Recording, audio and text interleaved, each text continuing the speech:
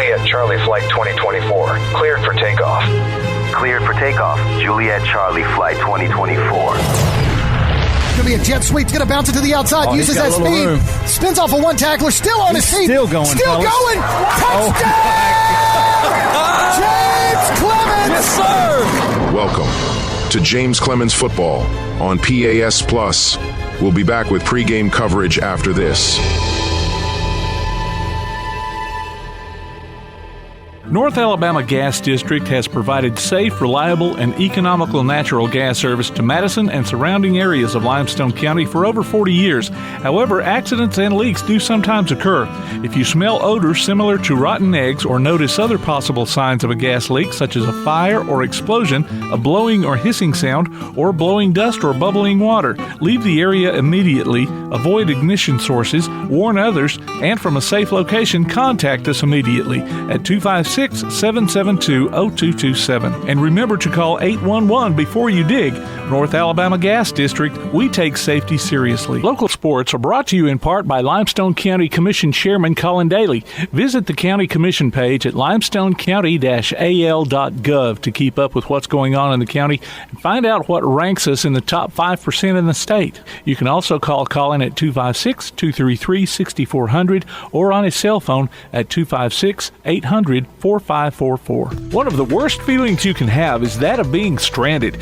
Well, BT's Towing, Tire, and Truck Repair makes that a thing of the past, with 24/7 towing services and roadside assistance in the northern Alabama and southern Tennessee areas.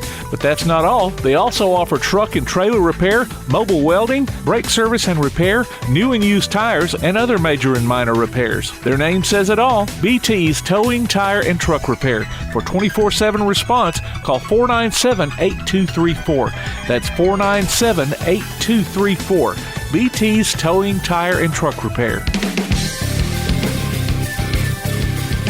Welcome to the James Clemens pregame show. I'm Tim Lambert. We're back at Madison City Stadium, where James Clemens has homecoming against the visiting Huntsville Panthers. The Jets had to fight to come back to defeat their crosstown rivals, Bob Jones, last Friday, 34-31. We spoke with offensive line coach Cade McGuire and two of his players, Ryan Bland and Micah Douglas, back on Tuesday on the Wingmen podcast. Y'all don't get the credit in terms of the booth because we're not, we're talking about Doty and we're talking about, Little and we're talking about, some of these other players. Wait a minute now. I always credit the big man. Let me get there. You're getting way ahead of my flight back. Okay, I'm sorry. I'll shut up. And we talk about the big plays that they make, but then the coaches over here are noticing. See, I'm watching the plays as they develop, but they're watching some of you guys and how y'all are working. The big nasties. So Coach Kimbrough, he throws out some props to the offensive line. I was always told in high school, watch your position, right? Right. That's what I'm doing. Well, offensive line. I watch my position. I know what the hog mollies are doing in there. Absolutely. So, Coach McGuire, we're going to start with you. Now, I see you're wearing the shirt. We talked to Coach Truitt a couple of weeks ago, and he talked about the brand. Absolutely. And the offensive brand. How do you take that brand and implement it with these young gentlemen here? Yeah, absolutely. So I got here in the winter of 2022, and I got that offensive line job. And I remember walking in and seeing the crew at the very beginning. And right off the get-go, first practice, first little walkthrough, I was like, holy crap. Like, these guys are not physical. These guys are undersized. Like, this is not good. They were all babies. All babies back then. All babies. Me and Bland were just talking a second ago. First snap he ever played for us, he was 14 years old. So crazy. It's absolutely insane. So when we first got here, it became vital. We had to create this identity of what was going to set the tone. And, it's really good to take the back step, now that these guys are seniors. And as a coach, it's good to see, as an offensive line coach, to see it work, because it's very rewarding in that end of the at that end of the spectrum to see these guys, in 3 years, they've developed this mentality that, hey, it's okay to be physical on the football field. It's fun. That's how we win football games. At the end. Yeah, it's highly, highly, highly encouraged to hit somebody and not play gentle. And, when they first came out there that first day, just the progress that they've made and what they're doing now, I couldn't be more proud of them. So Ryan, we look at you, man, and one of the things about that we notice about both of you guys is how y'all have, Coach just referenced it, how y'all have developed over the course of the past 3 years, because y'all were thrown out early. Coach McGee's talked about it and how excited he was for this senior class and the way you guys have progressed. So, Ryan, mentally, how have you approached each season since that sophomore year? My sophomore year, I always thought of it as, I have nothing to lose. One of my first games, I played against a 4-star Florida commit. He was Gardendale. Yeah, Gardendale. Kelly Collins. I seen him on TV last weekend, but, ain't really too much to say. But, sophomore year, it was just that mentality. I have nothing to lose. Leave it out there on the field. If I get hurt, I can cover. I still got 2 more years. Junior year, it was more of kind of like a, start my leadership, start my brand. Got to leave a legacy for my little brother and stuff like that. You feel me? I started kind of taking it more serious, but, still on the same thing. I ain't got nothing to lose. I got another year. But this senior year is really just leave it all on the field, giving my 100% effort. And we see it each and every week, don't we, guys? Oh, absolutely. 100%. And it's funny because I joked about calling you guys names since you were sophomores. Like, that was the theme of that year. That was a tough year for everybody, right? Yeah. I mean, you were young all across the offense, not just the offensive line. And behind the center. And I don't know how many times that year we talked, and behind the center. I don't know how many times we talked that year about, could the young offensive line hold up? Would they get better as the year went on? And to watch, like Coach said, the progress to now, that's like the anchor of what's going on so far this year is you guys. It's been really fun to watch you guys, man, and to see you guys grow from babies. No head coach wants to run sophomores and freshmen out on the field. I'm just going to at any level, especially in 7A football. No. But you guys took on that challenge and have really grown. It's been a fun process. Well, not just progress. I mean, you see maturity too. Oh, sure. Right, and I'm sure you see it in practice. Dealings I've had with you in the hallway, there's maturity, right? And it definitely shows up in games. You don't see the stupid penalties as much. You see, you guys. There's a confidence level with you guys when you go out there. And I mean, where does that come from? Me personally, when I get on the field, I just feel like I'm the best, and really can't nobody stop me. If I'm going to be so completely honest, when I get on the field and somebody lines up in front of me, I just feel bad for them that they got to deal with me for 4 quarters straight. Mentality. You're supposed to do that. Warrior mentality, right? So, there. do you feel like looking at last week? So you guys started off Gardendale 3 weeks ago, right? And then you had to take a break. Were you able to maintain that mindset and mentality against those guys? Because Bob Jones, I mean, they were not little, and you guys were you were not intimidated. We saw that. So how did you maintain that mentality over the course of especially with that bye week, bringing it into last Friday night? I mean, I've never really been scared of big defensive linemen because we did have to go against Nate and Bambi our junior year. They're not little. That's a good point. Every day, we makes you better every day. So it's like when somebody lines up in front of me, it's mano y mano, your game versus mine, and I'm taking myself every time because technically I feel like there's nobody else like me around in this area. So you just brought up Nate, Bambi. Yeah. Bambi. Who won?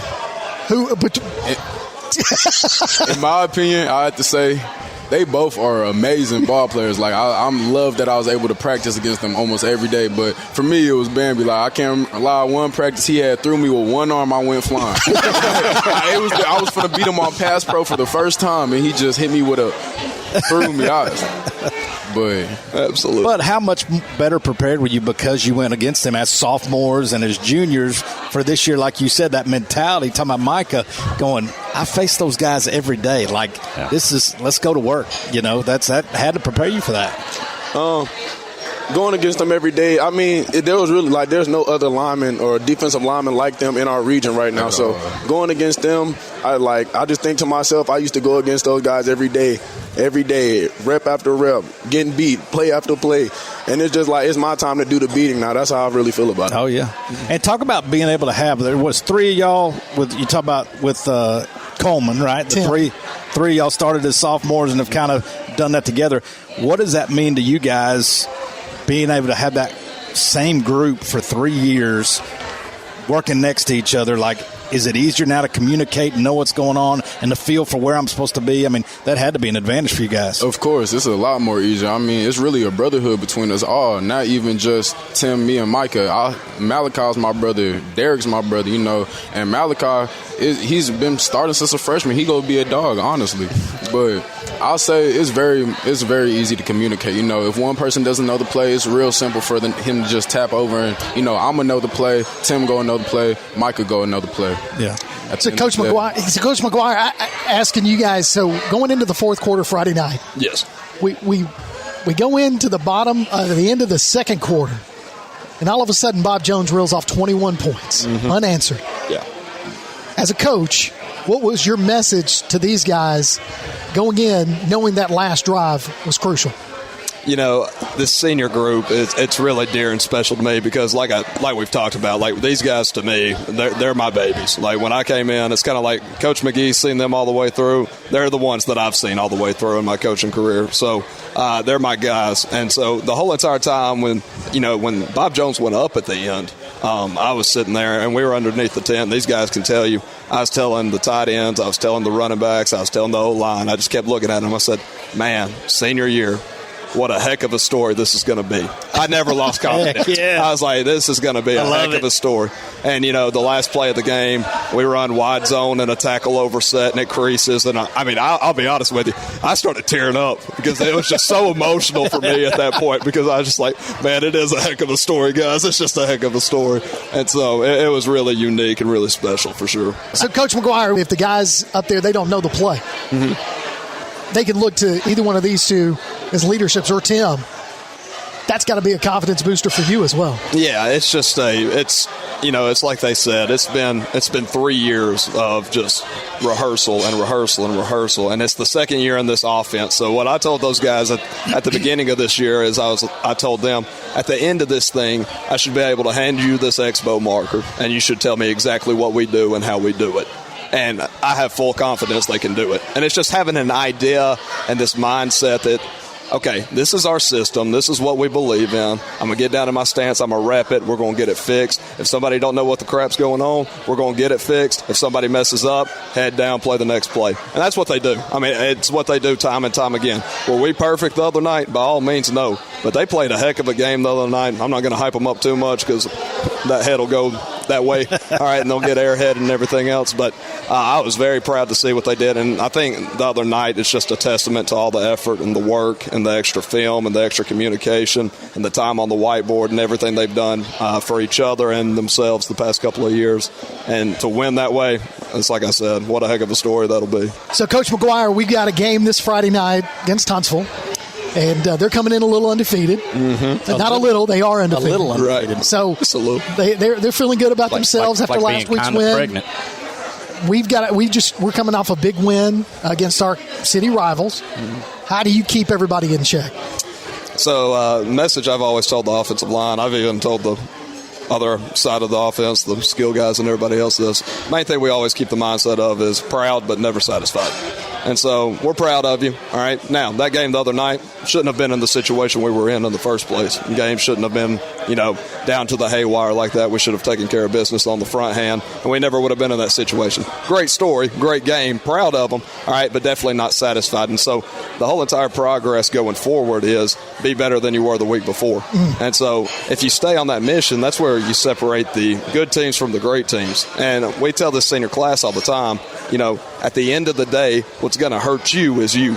That's it. Yeah. That's it. On that schedule, what's going to hurt you is you. That if we lose a game, it'll be because we beat ourselves.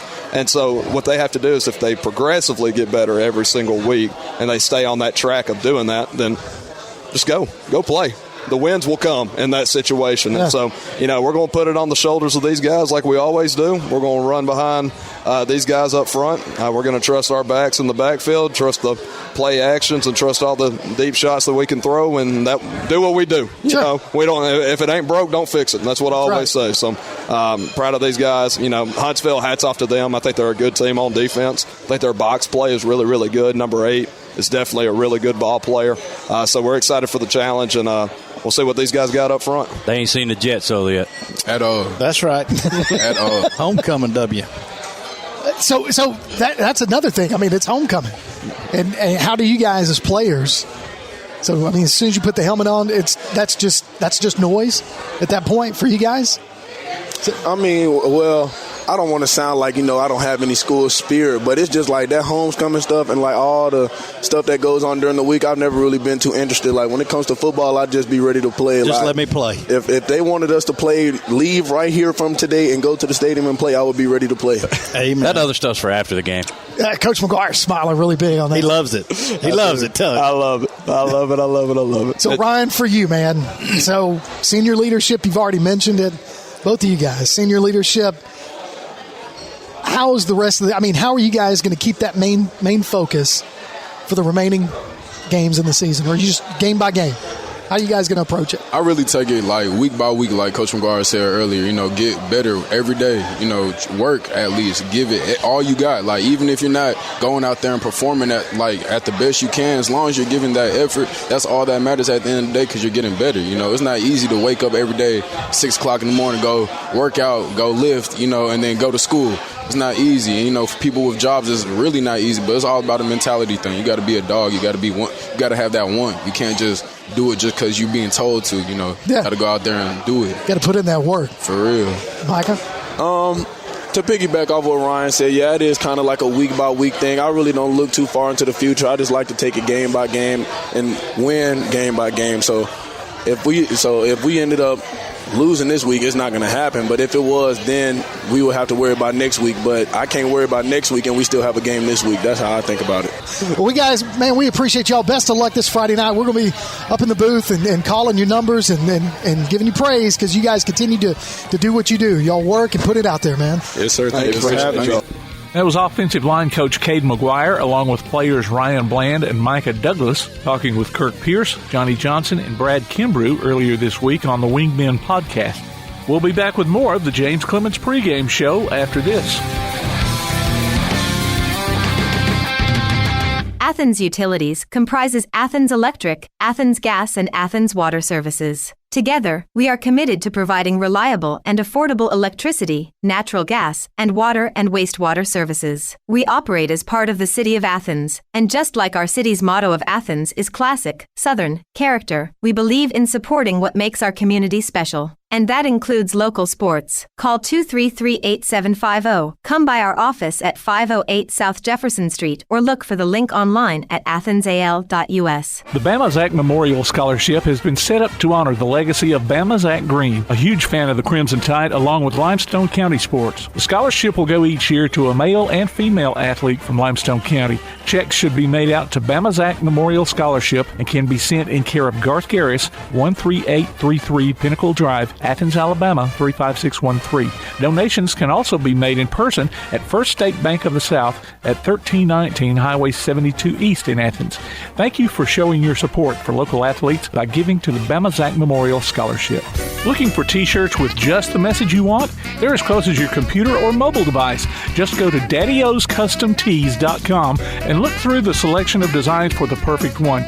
Or say just what you want with your very own designer message. Daddy O's Custom Tees features short and long sleeve t-shirts plus sweatshirts, hoodies, aprons, mugs, and even pet apparel. With Daddy O's Custom Tees, you can have it your way, whether you need 1 or 100. Go to daddyoscustomtees.com. That's DADDYOS Custom TEES.com. daddyoscustomtees.com. If you'd like to download a copy of this game or hear it again on demand, go to pasnetwork.net. You can find this game and previous games under the Archives tab. You can also subscribe to the Play Action Sports podcast and listen to it on your favorite platform like iTunes, Amazon, and Spotify, or ask Alexa or Google to open the Play Action Sports podcast, keeping you up to date on Athens and Limestone County sports. Play Action Sports. Welcome to another edition of James Clemens Sports right here on PAS Plus. It is going to be a rainy night here at homecoming at Madison City School Stadium as your James Clemens Jets host the visiting Huntsville Crimson Panthers. Good evening, everyone. I'm Kirk Pierce, and it's going to be a wet one tonight. Offensive linemen and running backs are going to be at a premium, and for the past 2 games, James Clemens has 2 running backs that have proven they can carry the rock. Going to bring in one of my other 2 partners in crime up here in the booth, Coach Johnny Johnson. Coach Johnson, between senior Cam Berry and sophomore MJ Gideon, we've been able to amass a lot of yardage on the ground game these past 2 games. Well, and that's something that they want to do offensively. Coach Truitt has talked about that a number of times. No matter how many motions and formations he throws out there, it's all based on the run game. And, they've Tuesday at the Wingmen podcast, we had Coach McGuire, the offensive line coach, and a couple of the big offensive linemen have been starting since they were sophomores. So it's an experienced offensive line. You got an experienced running back in Barry, right, who's been here. We've talked about him a number of times, how hard he runs. And then you've got the electricity of the sophomore running back in MJ Gideon. So they're going to lean on that tonight, I think, as moist as it is out here. And, it's going to be a big ball game on the ground. Well, Coach Kimbrough is also got our third party up here, part of the Wingmen podcast on Tuesday nights. But Coach Kimbrough, defensively, we've seen a lot of different formations and seen the defense really hold tight up especially in the first half of the Bob Jones game last week, and then a couple of weeks ago with Gardendale.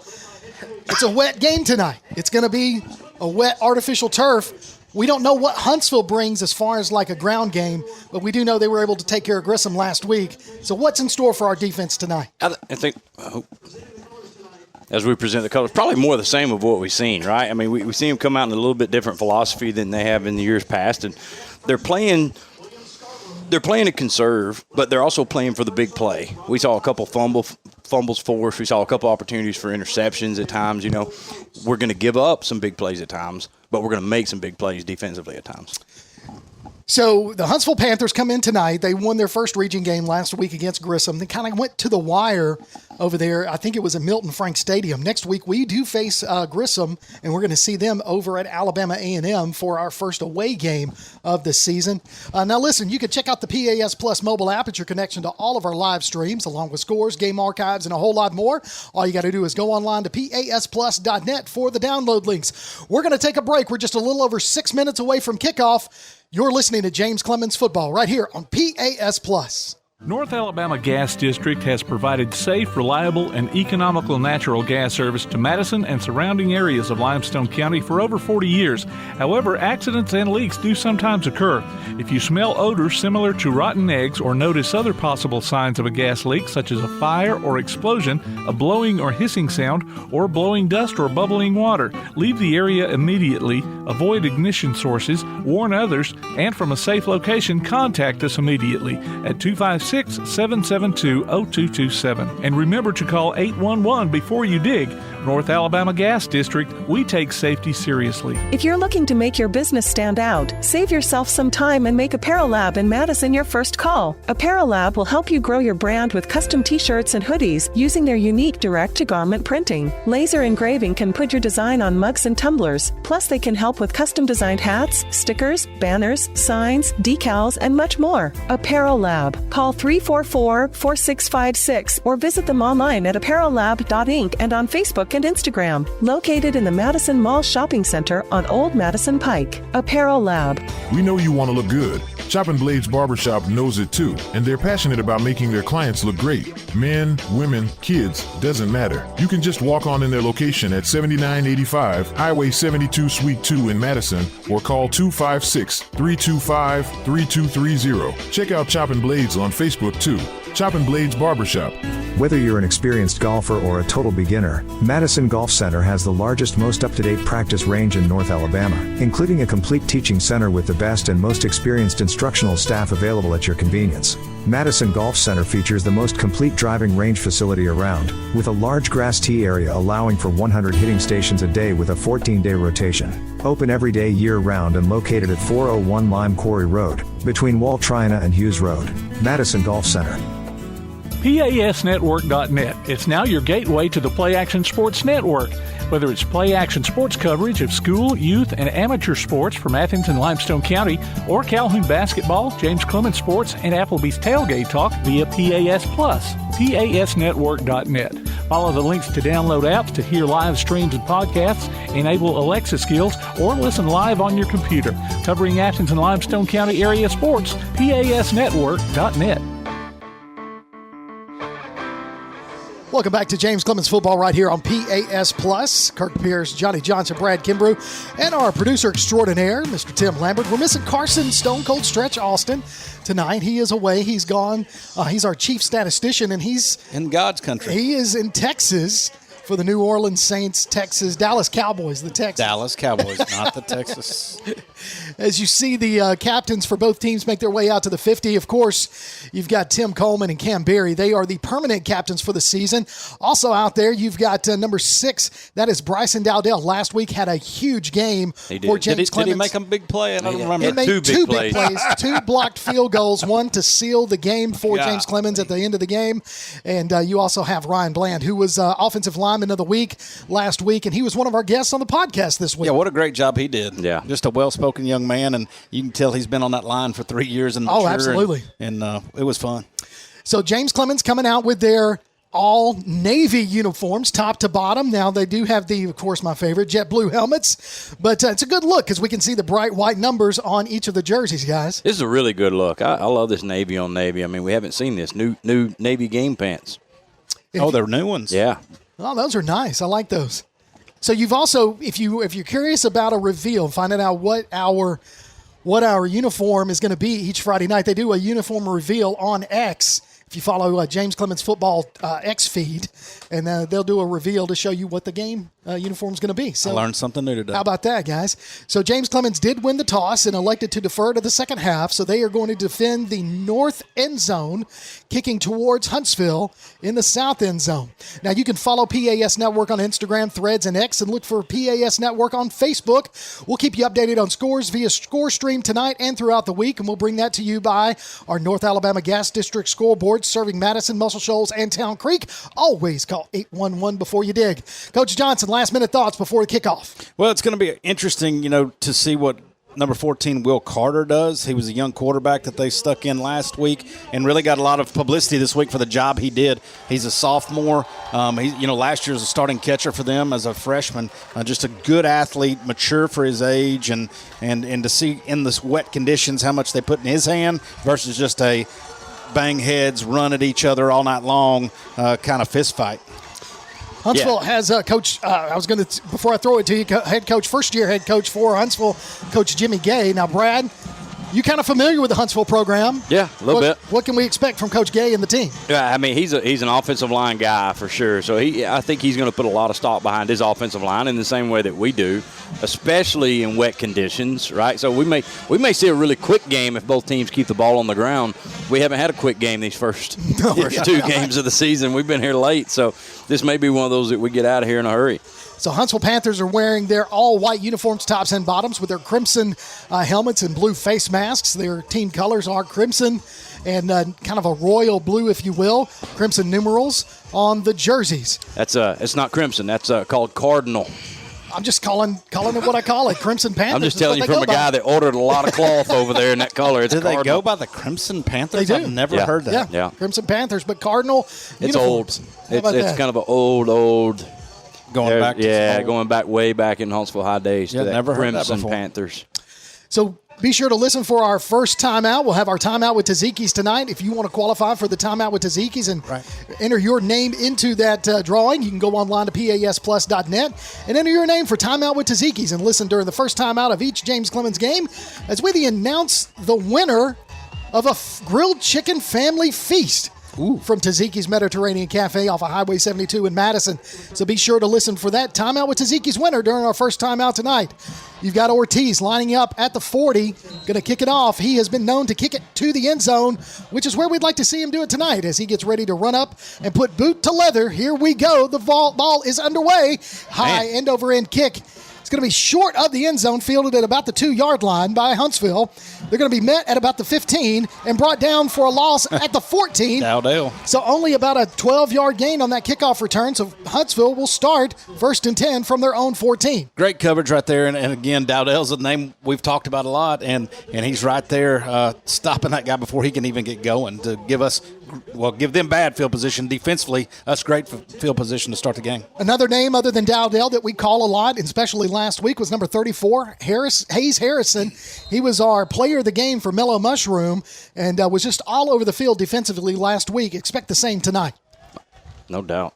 So Huntsville lines up with a kind of a pistol formation, single back. You've got Carter in at quarterback. He's going to hand it off to the first man through. Finds himself a little bit of a hole, gets to the 15, dragged down short of the 16. By guess who? Hayes Harrison. Him and old Tank. Just got in there.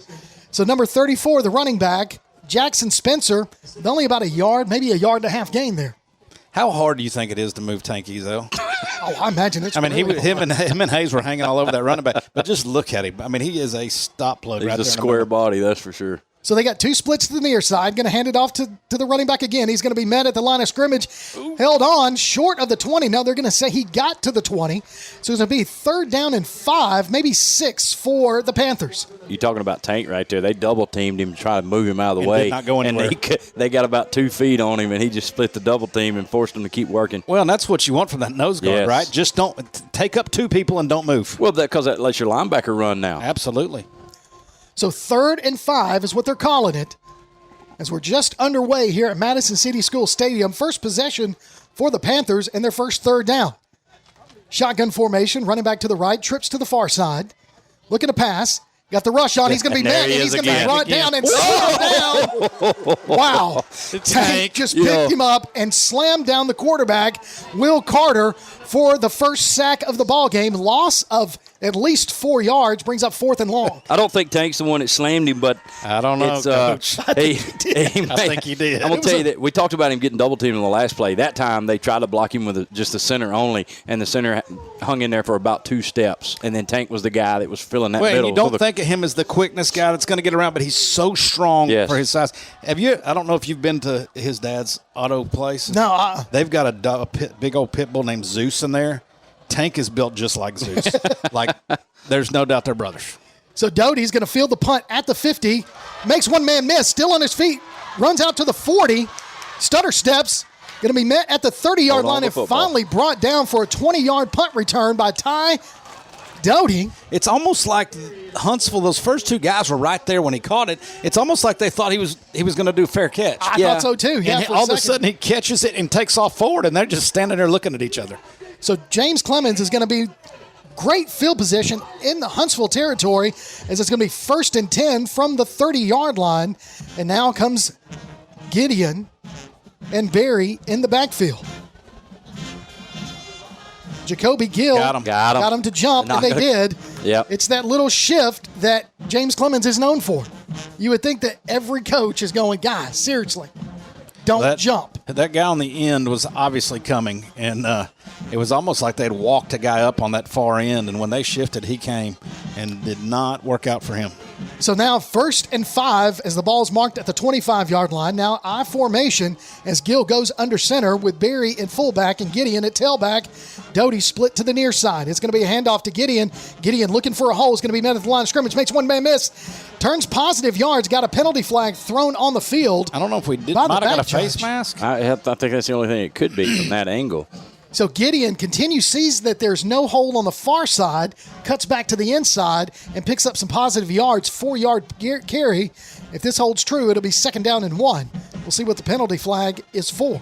Yeah, and I'm curious to see, both of our backs have done such a great job of hitting the hole really hard, and when it's not there, being able to stick their foot in the ground and cut back. I don't know that that's going to be there tonight with the moist carpet that you mentioned earlier. Oh, yeah. So, you know what's funny? We go ahead. No, I was just going to say penalty flag. It was a face mask against Huntsville. I'll wait till this play's over and I'll say. So Doty goes in motion. Gill in the shotgun. Got Barry to his left. Barry's going to take the ball up the middle. Finds a hole. Puts his head down forward. Past the 5-yard line down to about the 3.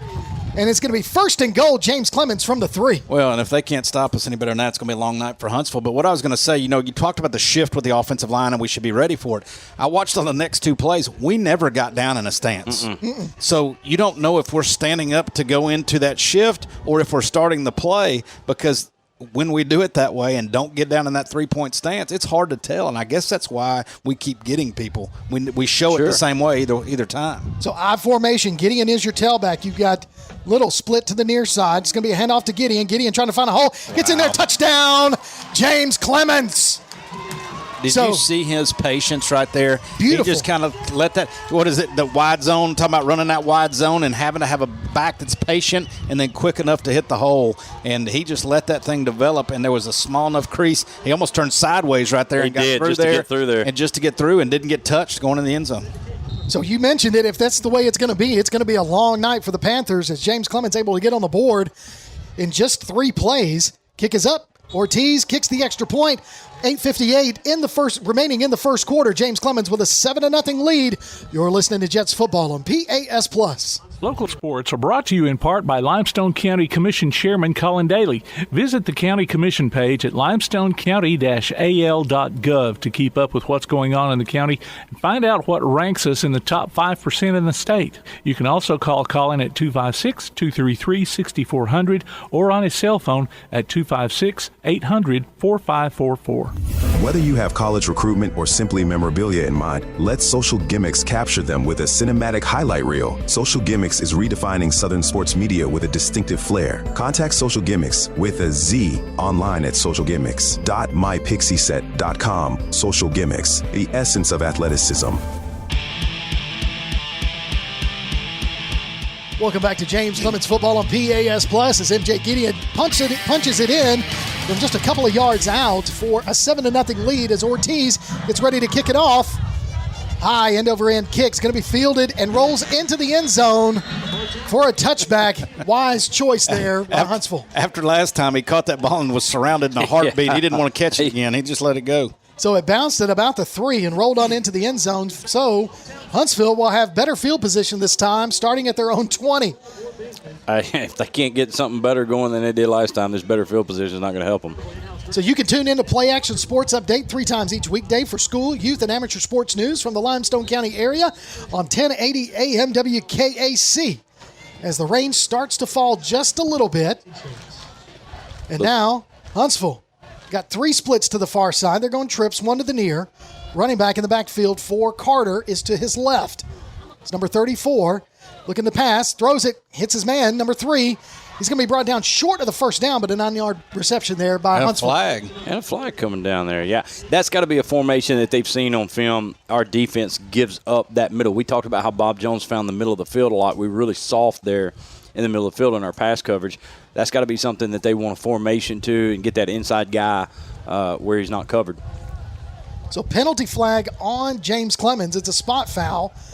So it's only 5 yards, so that's going to give Huntsville their first down of the evening. We had a little face mask grab there on the tackle. So you got 1 split to either side. It's going to hand it off to the running back, number 34. He's trying to find a hole. Nothing going as he tries to push forward, but he's going to be brought down after a gain of about 2 yards. Goes number 34, Jackson Spencer. Who was that, 0 that came off the end right there? It was 4 on this side. It's hard to see with the rain starting to hit our windows. DJ Davis coming off the end, I guess, caught him from behind. So that number 8 looks like a 0, but it's number 8, Gage Olander. So running back in the backfield, going to hand it off to him again up the middle, puts his head down, pushes forward for some positive yardage. And they're going to mark him about 2 yards shy of the first down, so it's going to be 3rd down and 2 for the Panthers. Well, on that particular play, the Huntsville offensive line really won the battle, just getting a push up front and giving the running back some space to work with. Well, for Huntsville, that's what they needed after the way this first 2 series went. Doubt. We got an easy score. They didn't do anything, and so now they've gotten 1 first down and trying for another one here. So split to either side as the quarterback Carter looks over to the sidelines. Tried to get James Clemens to jump with a hard count. No go there. So now Jackson gets behind him as he goes into the pistol formation. Receivers stay the same. Going to hand it off to Jackson up the middle. He's got his first down and then some. Good trap play. He gets just short of the 50 at about the 47-yard line. It'll be 1st and 10, Huntsville, from their own 47. And something about our defensive alignment, it sets up well. If you want a long trap, you can do that. It's a tough alignment defensively to defend the trap unless you get really, really strong penetration and close it early. Well, and we're talking about what a great job Tank did that first. That's one way to get him out of the way, right, is to trap on him. So 2 splits to the near, 1 to the far side. Looking to pass is the quarterback. He's got to get rid of it. Throws it and then throws it to two receivers, and both of them brought down simultaneously by Olander. Did you see the quarterback? Poor Hayes Harrison just tattooed the young quarterback. As soon as he let go of it, he ended up with Hayes' face mask in his chest. We've done a great job of putting a stick on the quarterback, even when they throw the football. Playing within the bounds, right? Sure. From whistle to whistle. But we've done a good job of making quarterbacks pay for throwing the football down the field. Saw that a lot last week against the other school. And that carries on to tonight. And a game we won, right? And a game we won, 34-31. I wonder what our overall record is against opponents. Yeah, nobody asked. So number 34 takes it on the far side. It picks up the first down as he crosses midfield. It gets down to the 40-yard line of James Clemens. So all of a sudden, Jackson Spencer finds a hole and gets the first down and then some, guys. Yeah. Sorry, I'm still thinking about dynamite dropping. To Kirk's credit, he didn't miss a beat either. Who asked? It's not something we want to post on Twitter or anything.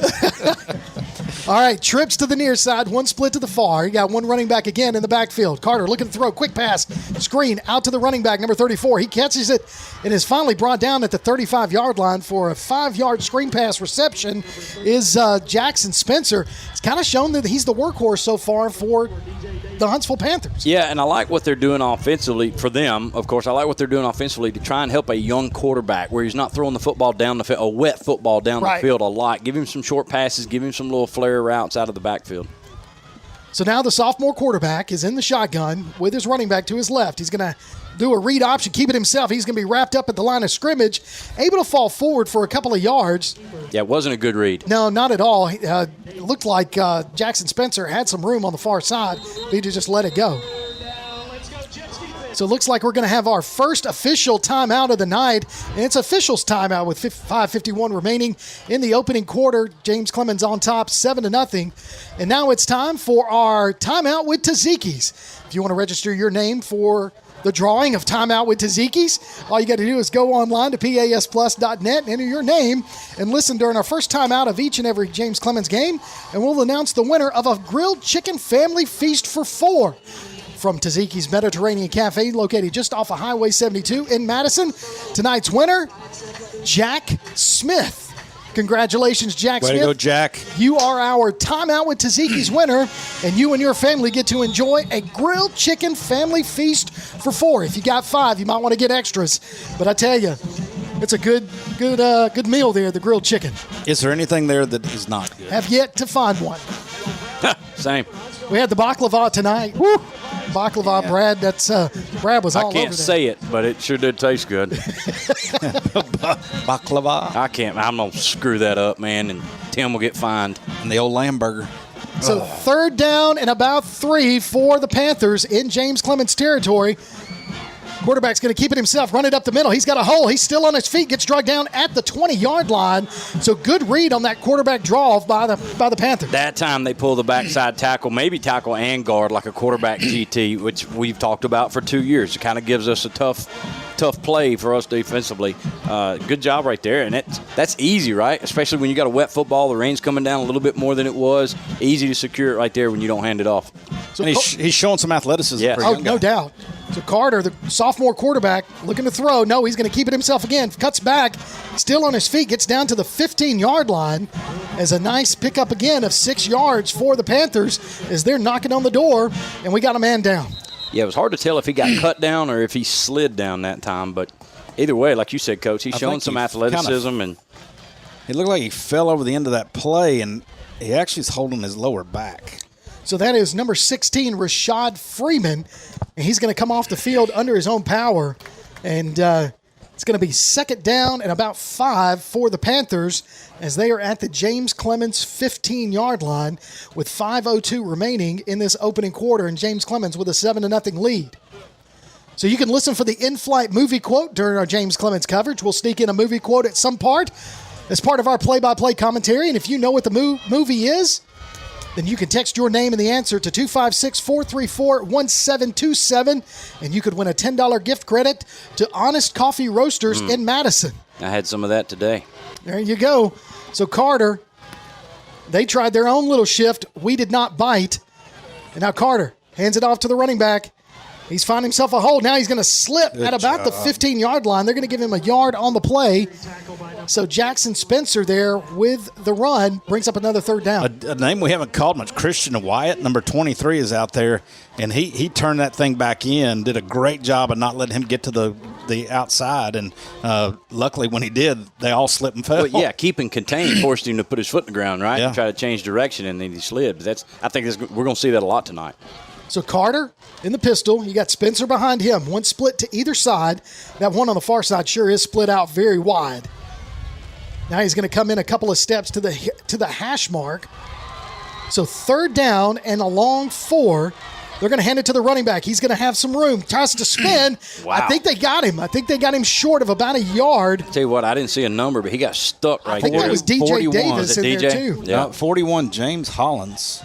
That's another name we haven't. No. I bet he came in for whoever came out, Rashad Freeman. Rashad. And he finished that play nice. So 4th and 2, they're going to hand it off to the running back. He's going to be right at the line of scrimmage. He's trying to force his way forward. He can't. He's going to be brought short. That's DJ. It's going to be close. They might have to get a measurement. Well, DJ, he's saying it. He's walking off like He's saying that they stopped him. That was at. And they do. That was a good goal line or a good stance by the James Clemens dogfighting D there. As they hulked up on the, you can really see did. it on the Jumbotron, the Hulk. They bowed up right there. They Those really last did. 2 plays especially, and just met the guy in the hole and didn't give him anything. So I imagine you're going to see Coach Gideon, the defensive coordinator, trying to make some adjustments there and try to keep their running game in check the rest of the night. Well, and what was positive right there is we called 2 names in those last 3 plays that we don't call all the time, so other guys getting in the game and contributing. So Gill goes under center, the I formation with Barry and Gideon in the backfield. One split to the near side. That's Little. Going to hand it off to Barry, the up back. He's going to be met at the line of scrimmage. Falls forward for about a yard. No, they're going to say he went back to the line of scrimmage, and that is all. Wasn't much there for him, and I couldn't really see our blocking scheme. I saw some guys either take trap steps or pull steps, but then kind of nobody followed through in the hole there. So 2nd and 9. We're going to say it's a long 9 because they gave him about a half a yard. So Barry and Gideon are going to stay in the backfield, but they're going to line up on either side of Gill. And he got one split to the other side. That's Little. Going to hand it off to Gideon. Gideon cuts back, still dancing on his feet, falls forward past the 20. They're going to give him the first down. Nice 10-yard run there by Gideon. And what makes him so tough, and again, I know I'm always guilty of going to the Cowboys. Emmitt Smith. Yeah. He made just those little bitty side steps once he got into traffic that just kept him from ever getting hit real hard. And kept shoulders square. You kind of never got a good, clean shot on him. MJ did that right there. He got back up into the middle, and there was just a little bitty skip step to the left, and then he created 5 more yards. It was really good. So I formation again with Gideon in the backfield along with Barry. Going to hand it off to Gideon around our side. Uh-oh. He's still on his feet, makes one man miss, cuts back to the inside, down to the 40 before he's finally stood up and still on his feet. And they're going to say he got to the 41, almost to the 41-yard line. So another hard run there by Gideon, a la Barry Sanders. I'm not going to give you the Emmitt Smith. Well, how about our offensive line that Absolutely. time? He gets stood up, and they get out there quick to keep him from getting slammed to the ground or keep the football getting ripped away. And it just kind of stalemated the whole play until And the you're whistle talking blew. 10 yards downfield, and they just sprint down there to hold him up. Yeah. So Gideon and Barry still in the backfield. I formation. Gill checks at the line. Little closest to us, split out. Gill going to hand it off to Barry up the middle. That's Barry a trap. makes one cut. Yes, that was a great cut and a great trap there as he picked up almost 6 yards on that play. 2nd down and about 4. And I wanted to say we're really dangerous when you put both those guys in the backfield at the same time. I mean, that's tough because you don't know who's getting the ball. And it's not like you got a typical, big Moose Johnson style fullback that can't really get you a lot of yards. If you don't tackle that guy, he's gone on the trap. He's going to break in the second level, and that's a 20, 30-yard gain, maybe a touchdown. So Doty comes in for Gideon, lines up at tailback. So we've seen this package a few times. It's going to be a kind of a handoff to Doty, and they're going to sling him down. There's got to be a face mask on that. I think he may have got the top of the shoulder pad. Man, like I tell you, he slung him neck down. of the shoulder pad. Maybe. He still picked up 3 yards on the play, so it's going to be 3rd and long for James Clemens as Gideon comes back in and Doty comes out. as much as I love the Cowboys of the early 90s, I mean, that was our team. It was. Right? Above Moose Johnson, I wanted to be Mike Allstott. Oh, I tell you, Allstott was something else. Rumbling, tumbling, Man. stumbling, just The way he had bruising people. And could run. Oh, man, could he? Shoulder pads and that neck. Looked like a linebacker playing running. Yes. So Gill goes under center, I formation. You got Gideon and Barry in the backfield. Going to fake the handoff to Gideon. Gill looking to throw. He's got Doty deep. And it's going to be intercepted at the 30-yard line because that ball just kind of floated. And Gill took a shot in the backfield after he threw it. Yeah, he rolled this way, and he's looking. And it probably did have Doty for a short time, but he's going to have to throw that ball hard, and that's tough to do in these conditions, especially when you're moving. A lot of air underneath that one. There was just not a lot of zip on that, and probably due to the weather a little bit, and also kind of rolling and waiting for that play to develop. He was a little late in throwing that, and it just stayed up there way too long. When we talked about that in the first game, where there was a tick late here, tick behind there, and that's something you hope as the season goes on, he improves on timing of these passes. So now Carter in the pistol with Spencer behind him. Going to hand it off to Spencer up the middle. Spencer trying to fight his way forward. Going to be met by a whole slew of Navy jerseys. They're going to say he got 3 yards on the play, and that's going to should be the final play of the first quarter. Told you it was going to go fast. So waiting on the official to start the clock as they set the ball. And now that will be the final play of the first quarter. So James Clemens ends the first quarter with the lead, 7-0. You're listening to Jets football on PAS+.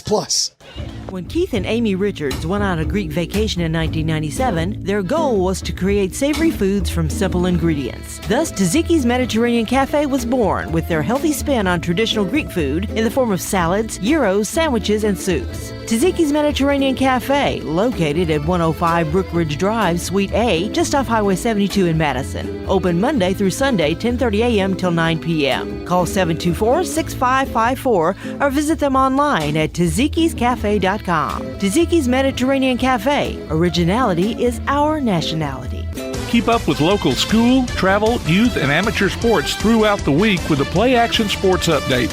Listen weekday mornings at 7:30 and weekday afternoons at 1:30 and 3:30 as we bring you the latest scores, news, and announcements from Limestone County and surrounding communities. That's the Play Action Sports Update 3 times a day, Monday through Friday on 1080 WKAC. Welcome back to James Clemens Football on PAS Plus as we get ready for the second quarter. James Clemens with a 7-0 lead over Huntsville. After the interception, James Clemens has Huntsville, excuse me. James Clemens threw the interception. Huntsville now has a second down and about 7 as the ball is marked at their own 34-yard line. You got Carter in at quarterback, Spencer, the running back, 2 splits to the far side, 1 to the near. Looking to throw, going to pump fake. Now he's going to keep it himself and roll. And he's just going to slide at the 30-yard line or 35-yard line. Only picks up 2 or 3 yards. I tell you, though, I think he slid a little early on that. He still had some more real estate. He'd been watching TV. He might have been watching some film the way we were bringing the pain last week. So 3rd down and about 4, a long 4 for the Panthers. Still in their own territory. Our back judge here was having a hard time keeping his pants up pregame. If they get wet, he's going to really have a tough time. Be bad news, brother. He's got a lot of moving, too. He's got to spot that ball. All right, Spencer behind the quarterback, Carter in the pistol. Going to hand it off to Spencer. Spencer looking to come around to the near side. Finds himself a hole and does pick up the first down as he crosses the 45 down to the 46-yard line. That was really good blocking and execution that time by the Panthers. I mean, they did a great job bringing those guys around and sealing the end and then leading up inside. So 1st and 10, Huntsville from their own 46. James Clemens defense getting ready to try to lock this down. Need to definitely as Carter makes the call. Those offensive linemen for the Panthers making some things happen against our defensive linemen. Single set back behind the quarterback. Looking to throws deep towards the end zone. Now, I tell you, that was definitely a miscommunication as the receiver was coming back on an in route. Yeah. And the quarterback just launched it. I don't know if he was trying to get to the sideline or if it was kind of a round off and come back, but it definitely a miscommunication. He did throw. He was streaking. He was throwing for the streak. So, yeah, and that would be a very deep curl to be throwing that. But it nevertheless falls incomplete. 2nd and 10. We're going to need somebody with a squeegee on these windows. I tell you, man, these windows are getting a little bit streaky with the water. Stretch, we need you. So here we go, handing off to the running back. He's going to be met at the line of scrimmage and brought down by number 23, Christian Wyatt, as he just put his head down and just chopped him down for a 1-yard gain. Yeah, nothing much for the offense there on that one. That's all he could do. The running back saw him there. He's like, I'm going to go try to punish him. And Christian just got lower than You're going to get lower? I'm going to get lower than you. That's why you do the drills, guys. That's why you do the drills. 3rd and a long 9, and I mean a very long 9. It's just past the line of scrimmage marker. So quarterback, shotgun, running back to his right, trips to the far side, went to the near. Christian jumped. Got him. Christian jumped. He sure did. You know, that's where we're going to have to be careful in a game like this where it feels like both teams want to control the ball, control the clock. We want to get points on the board as early as we can and then play ball control at that point. You can't give up free stuff on defense. And that's what we did right there. They were able to get us to jump off sides, and you could tell that Wyatt was coming. Coming from and especially from on a 3rd and long like that to make it 3rd and manageable, that's a big one. Yeah, now it opens up what they can do and helps them out as far as their playbook. Even in the wet rain, I mean, they can throw these short passes right here. Exactly. So 3rd and 4 as the ball is at the James Clemens 49-yard line now after the offsides penalty. Quarterback looking to pass, dropping back. Getting some pressure, pocket collapses. There's a penalty flag on the play. Got to be a hold. Yeah, I think so too. As he's crossing the first down marker, gets to about the 38-yard line. But I have a feeling that one's coming back, folks. Well, we've seen this guy be able to throw the ball well down the field, right? I mean, he's no shortage of talent there. That time, Harrison came kind of delayed in the middle of the field and forced him to step up in there and run it. So that is a holding penalty against Huntsville. It's going to move them back. Back them up, Terry. And move them back for another 3rd down opportunity here for the Panthers. Yeah, but how nice would it be if this was 3rd and 15 or 3rd and 14, rather, because we didn't give up that. It will be. It's close to. It's going to be 3rd and 13. Okay, so, if we didn't give up the offsides earlier, 3rd and 18. We're looking more like 3rd and 18. There you go. I never professed to be good at math, We're guys. with you. So 3rd and 13 as the ball is now marked at the Huntsville 43-yard line. So Spencer in the backfield to the right of Carter. 2 splits to either side, looking to pass. Throws it to the flat. And he's going to be met as soon as he caught it. Number 1. Is that Rose, 15? Braden Davis. 15? Yeah, Braden Davis with the reception. Held on to the ball after he took a hard lick by Davis. Well, he's hurting, too, as he comes off the field. Yeah, he's no holding flat that side. jacket keeps those ribs from hurting on a shot like that. In the rain, kudos to him for going up and getting the ball. Well, but the rain it's a factor with that because that ball came out of his hand spinning sideways instead of like a spiral. And so it floated to the receiver where he had to kind of wait and hang in the air to catch it versus being sharp when he could catch it on stride. And, boy, he had to pay by getting hit. Well, we went after that one. He sure did. Doty's going to wave fair catch and field it. That's smart because he had a bunch of white jerseys in his face.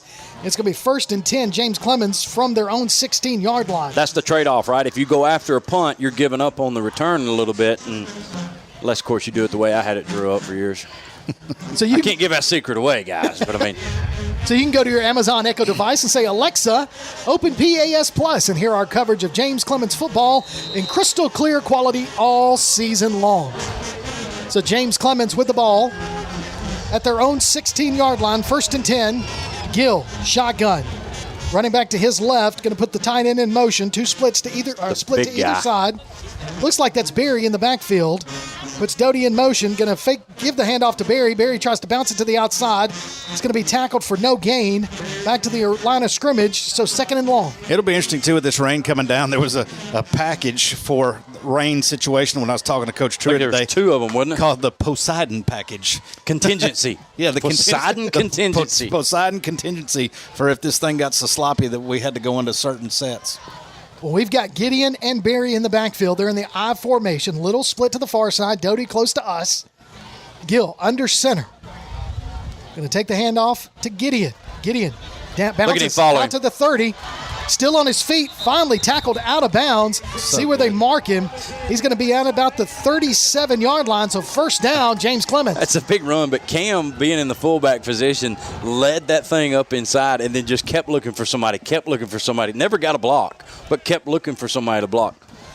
You mentioned this just a minute ago about Cam Barry being in the fullback position. Yeah. He's got his first step is fast too. Oh my gosh! So you've got a fullback that usually it takes a little bit of time for them to get their motor running. Not this guy. Not with Barry. Well, and he can get downfield to make those blocks. Absolutely. And not get run up on by the running back. So now Gideon goes in motion. Gill looking to pass. Throws it over into the flat for a screen. Over to Doty. Doty's going to cut back and come to the other way. Look at the block by Micah. And that's going to come back. Oh, man. Got 2 penalties on there, and now that defender is down as it was a crackback block. Micah's like, what I do? That's football. Yeah, Micah Douglas with a crackback block, and that guy, he didn't see the front jersey. He did see the side, but that one's going to come back. But good run there. Well, they sniffed that screen out early. They had it all sniffed out, and they knew what was coming, and they had it covered. It's pretty impressive that we even completed that screen. I know. Dangerous throw. Very dangerous. And then the fact that he cuts back all the way around the field right there.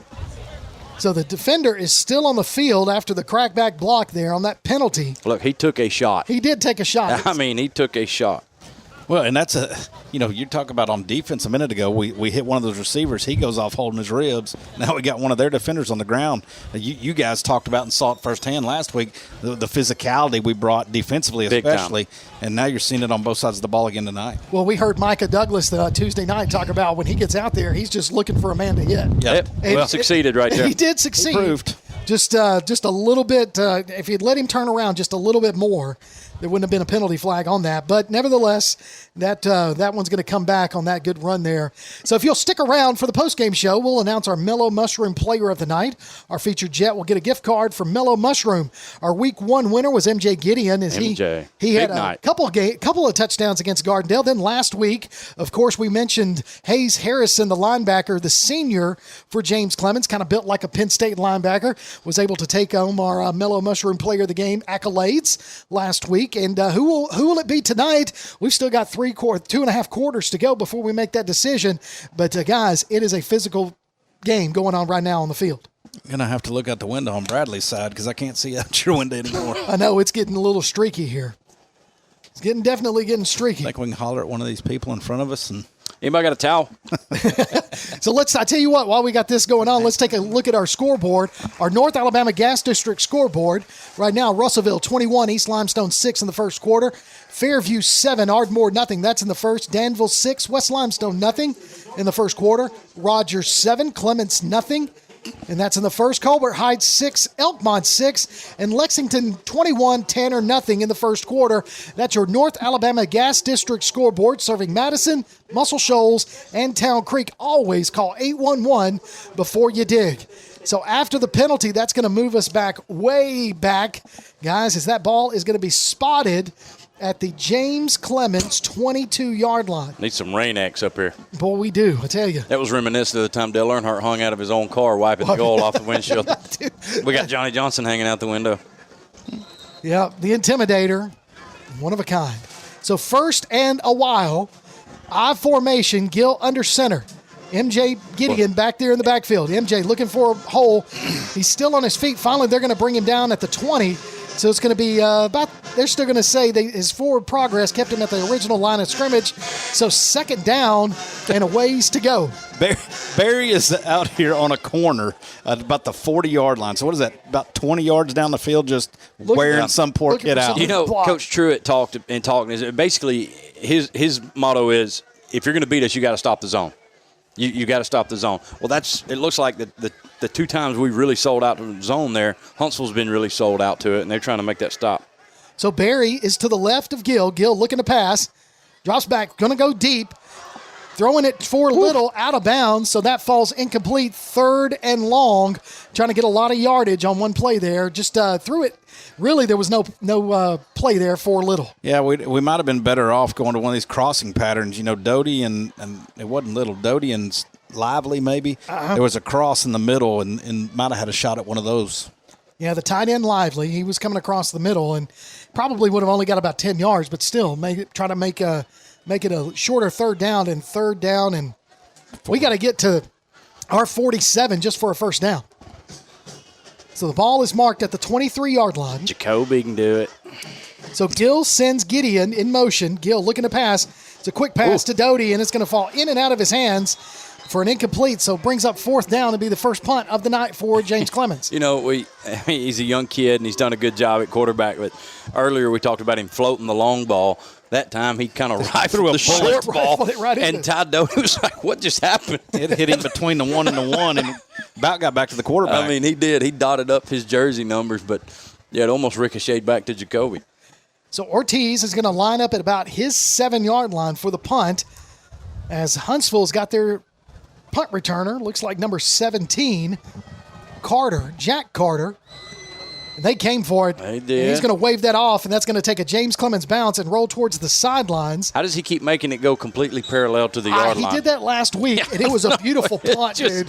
It went 10 yards down the yard line, just hop, hop, hop, hop. So that rolled out of bounds at the Huntsville 45-yard line, so it'll be 1st and 10 Huntsville from their own 45. Well, we talked about a ball control game, and, I mean, with the rain the way it is and the dew in the air. Yeah. Ball control is everything. The wind is blowing a little. I mean, it's still got some wind out there. The dew. As 6:30 remaining in the first half, James Clemens holding on to a 7-0 lead. You almost called us Jim Clemens. I did not. You did. James Who's Jim Clemens? I don't know, but listen to the replay. Kirk almost said Jim Clemens. He's from East Limestone. The Jets are going to be on defense as Huntsville's going to come out here shortly. 1st and 10 from their own 45-yard line. I don't even know what to say with you guys. Listen, this football season for the Wingmen. We'll talk to James Clemens coaches and players every week, live from Walk On Sports Bistro in Madison.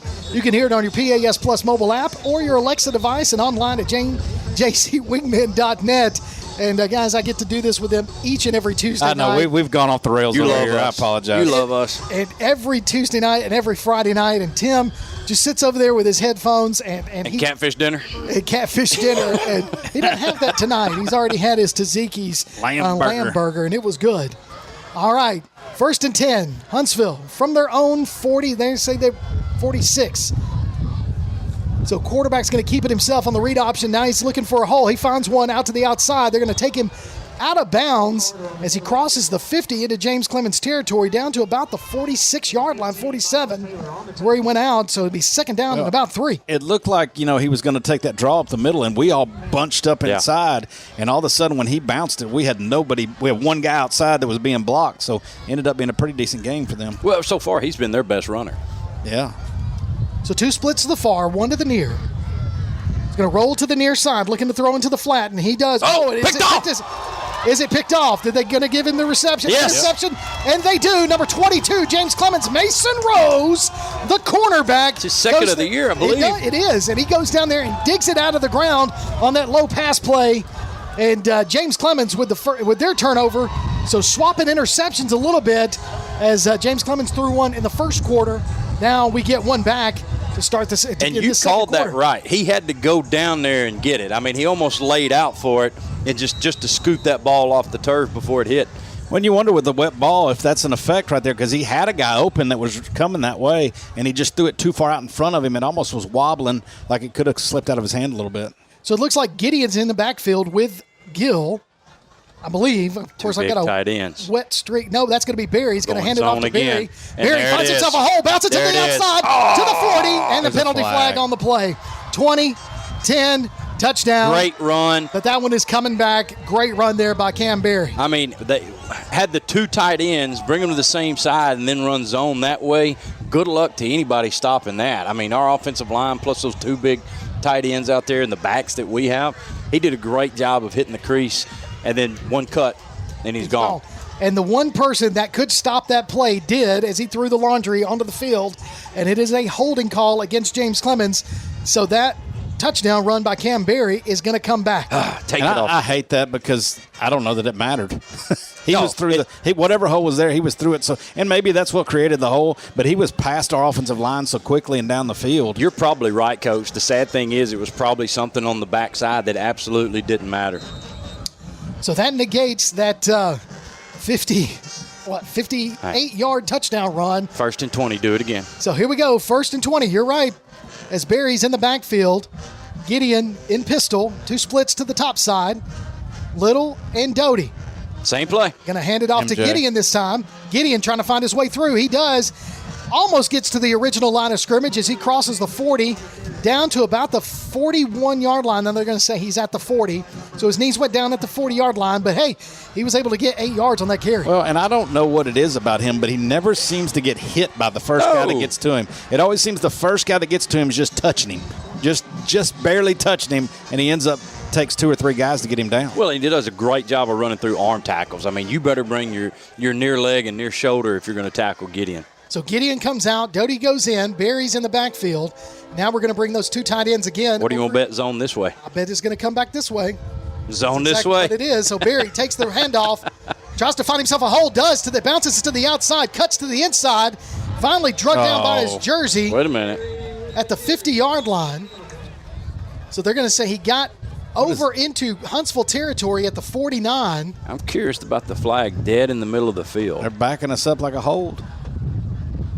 So is it another hold? But I mean, you talk about not being near anything. On that trap. There's the Charlie Brown Jumbotron. So another holding call against James Clemens on both of Cam Berry's big runs. So they're going to bring it back to the 35-yard line as that's a spot foul. So it's going to be 2nd down. It looks to be 17 yards. So 2nd and 17 now for James Clemens. Well, we're getting a lot of work in. We are. I tell you, the holding calls. Well, this isn't the night to do it because it's hard to get chunk plays. Yep. Well, I say that, and we've done it 2 or 3 times with the running backs. So we're going to be a flare pass out to Doty. Doty trying to make it to the outside. Makes one man miss, spins inside. The original line of scrimmage finally brought down at the 45-yard line. It's a good play by Ty because we didn't have numbers out there. He had to make 2 guys miss and get back to the middle of the field or toward the middle of the field and pick up some yardage. So 3rd and 7 at the 45-yard line of James Clemens. Need to get to the 48-yard line of the Panthers to pick up the first down. Call it the 52. 52? Well, in Canada, they have a 55. So you got Gideon and Berry in the backfield with Gill. Splits to the near side are Doty and Little. What are the chances we try to freeze them or do some kind of shift and pull them? Oh. Now we're going to take a timeout. That's going to be a James Clemens timeout with 4:10 remaining in the opening half. James Clemens with a 7-0 lead. We'll take a break. You're listening to Jets football on PAS Plus. Since 2014, Honest Coffee Roasters has believed that coffee should be both delicious and of the highest quality. Full-service craft coffee shops locally owned in Madison and Huntsville, they source their coffee directly from farmers around the world, so they know the quality in each cup. And not only coffee, breakfast, lunch, acai bowls, and seasonal treats, too. Order online at honesthsv.coffee. Honest Coffee Roasters, located at 92 Shorter Street in Madison and 114 Clinton Avenue East, number 106 in Huntsville. Honest Coffee Roasters. Welcome back to James Clemens Football on PAS Plus. There's also some pretty good-looking guys on the Jumbotron right there, as we appreciate Clay Coleman giving the Wingman podcast a nice plug. You can join us every Tuesday night at Walk On Sports Bistro at 7 o'clock. We broadcast live. We talk to James Clemens coaches, players, and people who make a difference in the James Clemens community, guys. That's right. Do we know who's on this week? Well, we'll let them know on Tuesday night. Oh, okay. It's always. That's the way I like to find out, too. And I'm thinking I'm going to go with the, what am I going to do? No, you're doing Tuscan chicken. Tuscan chicken. With some green beans. Can't wait. Already getting hungry for the Tuscan chicken at Walk-Ons. Boy, it was good. I did it last week. God, so good. So 3rd down and 7, James Clemens. Got Berry in the backfield with Gill. Gill dropping back to pass. Pocket starts to collapse. He's got his man right there. Oh! In and out of the hands of the tight end, number 82, Isaac Achenbach. He was standing there at midfield, actually about the 35-yard line of Huntsville, and it just fell right out of his hands. Poor guy. Well, that's a guy we don't get to call very often. We really don't. He is a blocking tight end for the most part, but you'd think with that big 6'7" frame or whatever he is that you could utilize that. He was open that time. He's in the middle of the field. He's got nobody around him, but the ball thrown a little bit behind him, and as he tried to reach and adjust, and sometimes when you're wide open like that, that's the tougher ones to catch. Like old Jackie, what's his name? Dallas Cowboys, Super Bowl 5. Not Jack Hayes. Jackie. I tell you what, Ortiz. Listen, real quick. I know y'all are over there with that. All right, go ahead. But Ortiz just punted that ball, and it was a perfect spiral.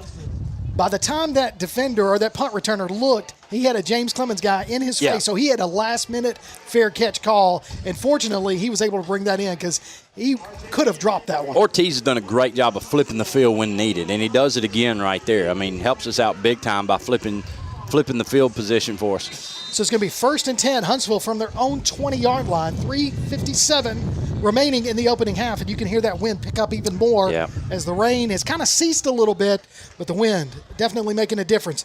Going to hand it off to the running back, Spencer, around the far side. He's going to be pushed out of bounds for a gain of about 1. Clock's still going to roll. Dowdell. Yep, Dowdell over there with the stop for James Clemens. And, man, if we just keep doing that, if we just keep stringing those outside runs out, right, and giving them minimal positive yardage or minimum yardage on those, I think that's a win for us all night long. And that goes back to what McGee talked about early in our podcast about assignment football with this defense.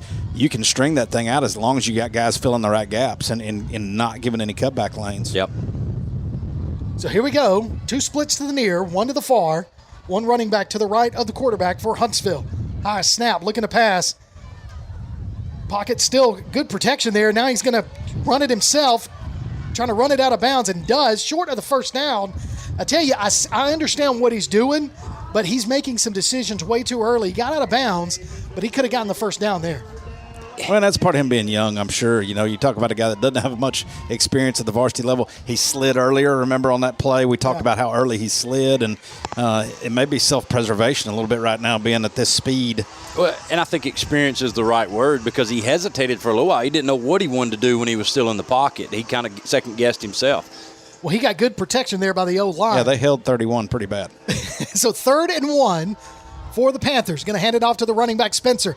He's going to be met in the backfield and brought down and slammed again for another perfect suplex. WWE, Hunter Hearst Helmsley, you need to give that guy a call. Hayes Harrison gets player of the game last week, and we talked about the fact that when Tank does his job, it allows Hayes Harrison to run. Maybe Tank heard about player of the game, Hayes Harrison, and took it personal. He might have. Yeah, because that's I think that left no doubt about who did that earlier because Tank picked him up and threw him down again. You almost worry a little bit about a penalty for that because you do. There is a rule where you cannot pick them up and slam them, but he's doing a heck of a job. So that brings up 4th down. That was a loss of 5 on the play. So 4th down and 6 for the Panthers, and they're going to bring out the punting team as Doty is standing at about his 41. And so now we have another timeout on the field. And I want to remind you to listen for the in-flight movie quote during our James Clemens coverage. We'll sneak in a movie quote at some point as part of our play-by-play commentary. And if you know what movie it's from, all you got to do is text your name and answer to 256-434-1727, and you could win a $10 gift credit to Honest Coffee Roasters in Madison. We have not had the in-flight movie quote yet, fellas, but I'm sure one is coming. Oh, there's no doubt. And we're liable to just spit one out by accident, and it'll end up being the movie quote tonight. That's just it the way happens. It works. It has happened that way. Happened, I think, last week? It did. Oh, did it? It did. And that was all right because it worked. We were able to get that one in. I think Johnny Johnson sent us that. Whose timeout was that?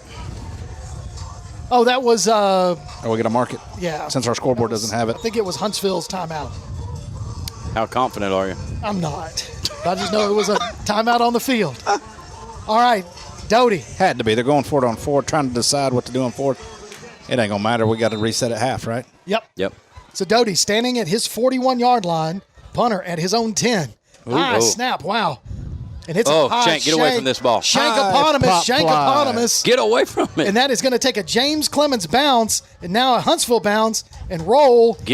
What is he doing? Just down it, guys. It's going to be down at the Huntsville 43-yard line.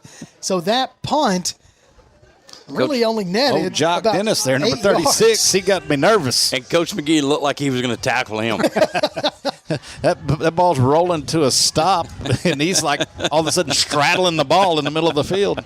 So 2:05 remaining in the first half. James Clemens still holding on to a 7-0 lead in this first half off of MJ Gideon's 3-yard touchdown run with 8:58 remaining in the first quarter on the opening drive for James Clemens, and that's all the points we have so far. It'd be great to punch another one in right here and take a 14-0 lead in the halftime knowing you're getting the ball back. So the offense on the field, 1st and 10 from the Huntsville 43. Oh, no. Ball's on the ground. Barry's just going to fall on it. Now Gill's going to fall on it. Now Huntsville is finally. Oh, my God, it's still loose. I think we got that back. No, Huntsville's saying they have it, but we'll see what the white hat says. And they are going to say Huntsville got it. Yep. So second turnover of the night for James Clemens. Had an interception earlier in the first quarter and then a fumble right there. Yeah, it fumbled the snap. He was in shotgun, fumbled the snap, and then the running back tries to recover it, ends up kind of fumbling it away. The quarterback again tries to get on it, fumbles it away. Huntsville defender ends up getting on it. And the bad part about that is the first time when it hopped up to the running back, it almost hit him in stride, like the handoff. Almost, yeah. And then we dropped it. The quarterback then, Jacoby should have just fallen on it there. Yeah. He tried to pick it up and run, Yep. and then it was just a scramble drill after that. So James Clemens comes out defense again. Huntsville from their own 40, James Clemens 49.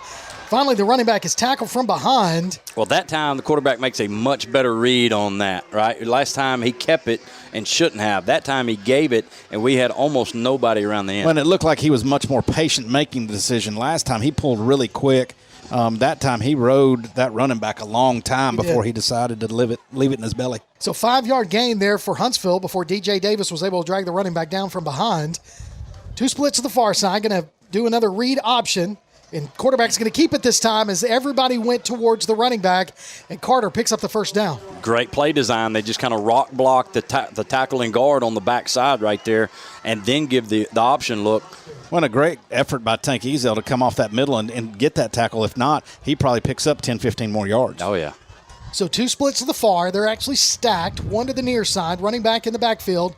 Carter looking to throw. Good pass protection again. Going to dump it off into the middle. Paul falls incomplete, and pass intended for number 4, Jonah Betson. Well, it just makes you wonder, too. You've had such success running the football right here since they've gotten it back and running that read option. Why in the rain you might go to a pass right there on first? Trying to keep us guessing, but that does fall incomplete. 2nd and 10 from the James Clemens 38. Well, I get you want to mix it, but on a night time, I'm with you. Yeah, I'm with you. Yeah. If it's working. So 1:03 remaining in the opening half. James Clemens on top 7-0. So 2 splits to the far, 1 to the near. Running back there.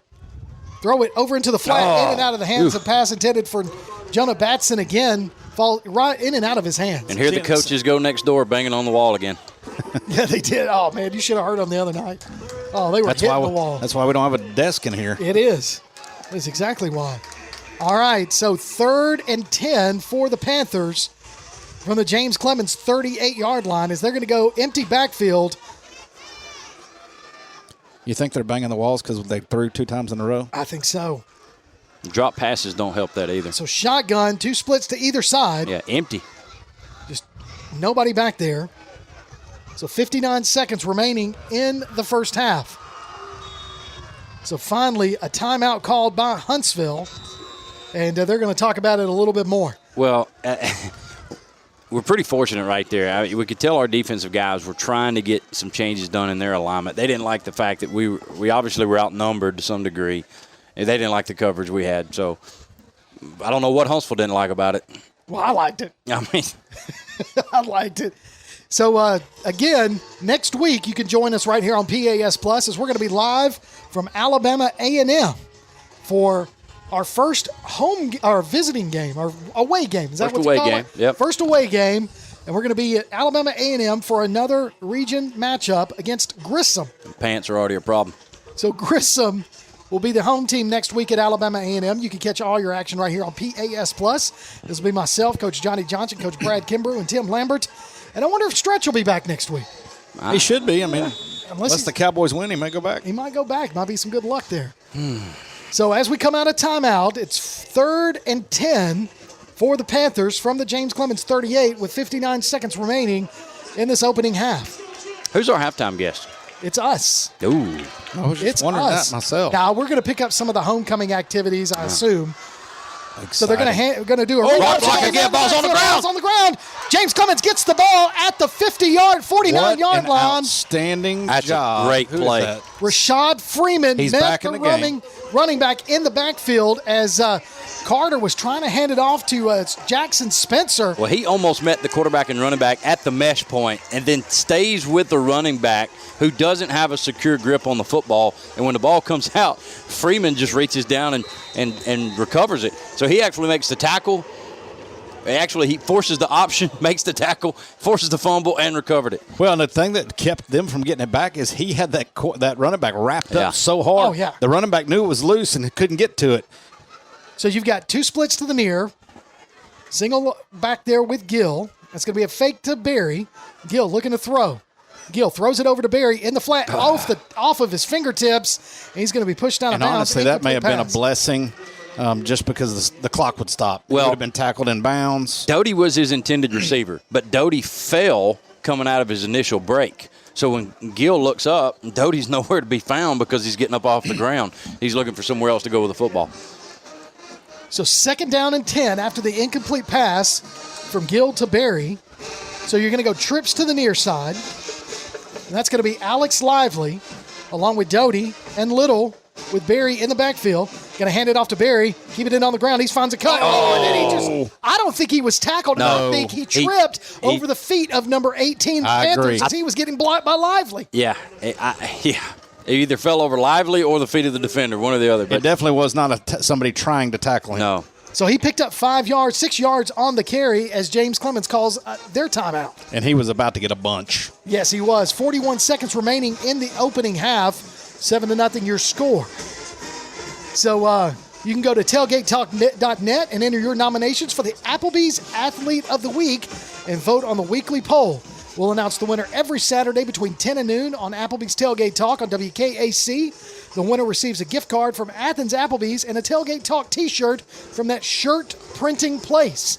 Speaking of t-shirts, guys, I'm sporting ours tonight. You do. You're making it look good. It's our Wingman Podcast t-shirt. You can get yours by going to jcwingman.net and order yours. Just go to our apparel store, and you can order a hoodie, which I did, and mine hadn't come in yet. Hadn't come in yet. No, I'm going to have to. We got to talk to the guy that runs this show. Talk to some people about getting my hoodie. Looking forward to it once the temperature drops. And then you can also get your T-shirt. And we'll have those available to some of our guests on our Wingman podcast. Now, Doty goes in motion. Single set back behind or next to Gill to his right. Two splits to the far side. Berry goes out. It's going to be just overthrown, and the ball hit the ground. I think it hit the ground. No, yeah. you're right. Incomplete. It bobbled and bounced up into his hands. I don't know who. It looks like he was throwing a little, but he overthrew Berry because both of them were in the center. He has area. been off. Like, he has not been close to some of our receivers. And well, I hate to be real critical, but he has been way off. And I don't know if it's the wet, but we've missed some receivers by a lot. Well, and it looks like we're not even reading the right routes. And both quarterbacks have had that issue where we're throwing the ball into an area it looks like nobody's going to be in. So 4th down and about 5 as the ball is at the Huntsville 45-yard line. Berry to the right of Gill. Now Doty goes in motion from top to bottom. Here we go. He's set. Looking for the snap. Gill looking to throw.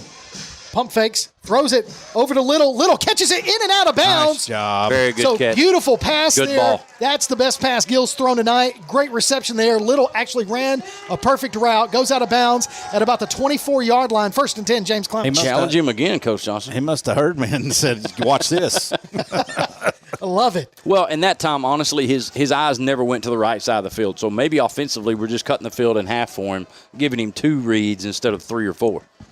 So 1st and 10, James Clemens at the Huntsville 21-yard line.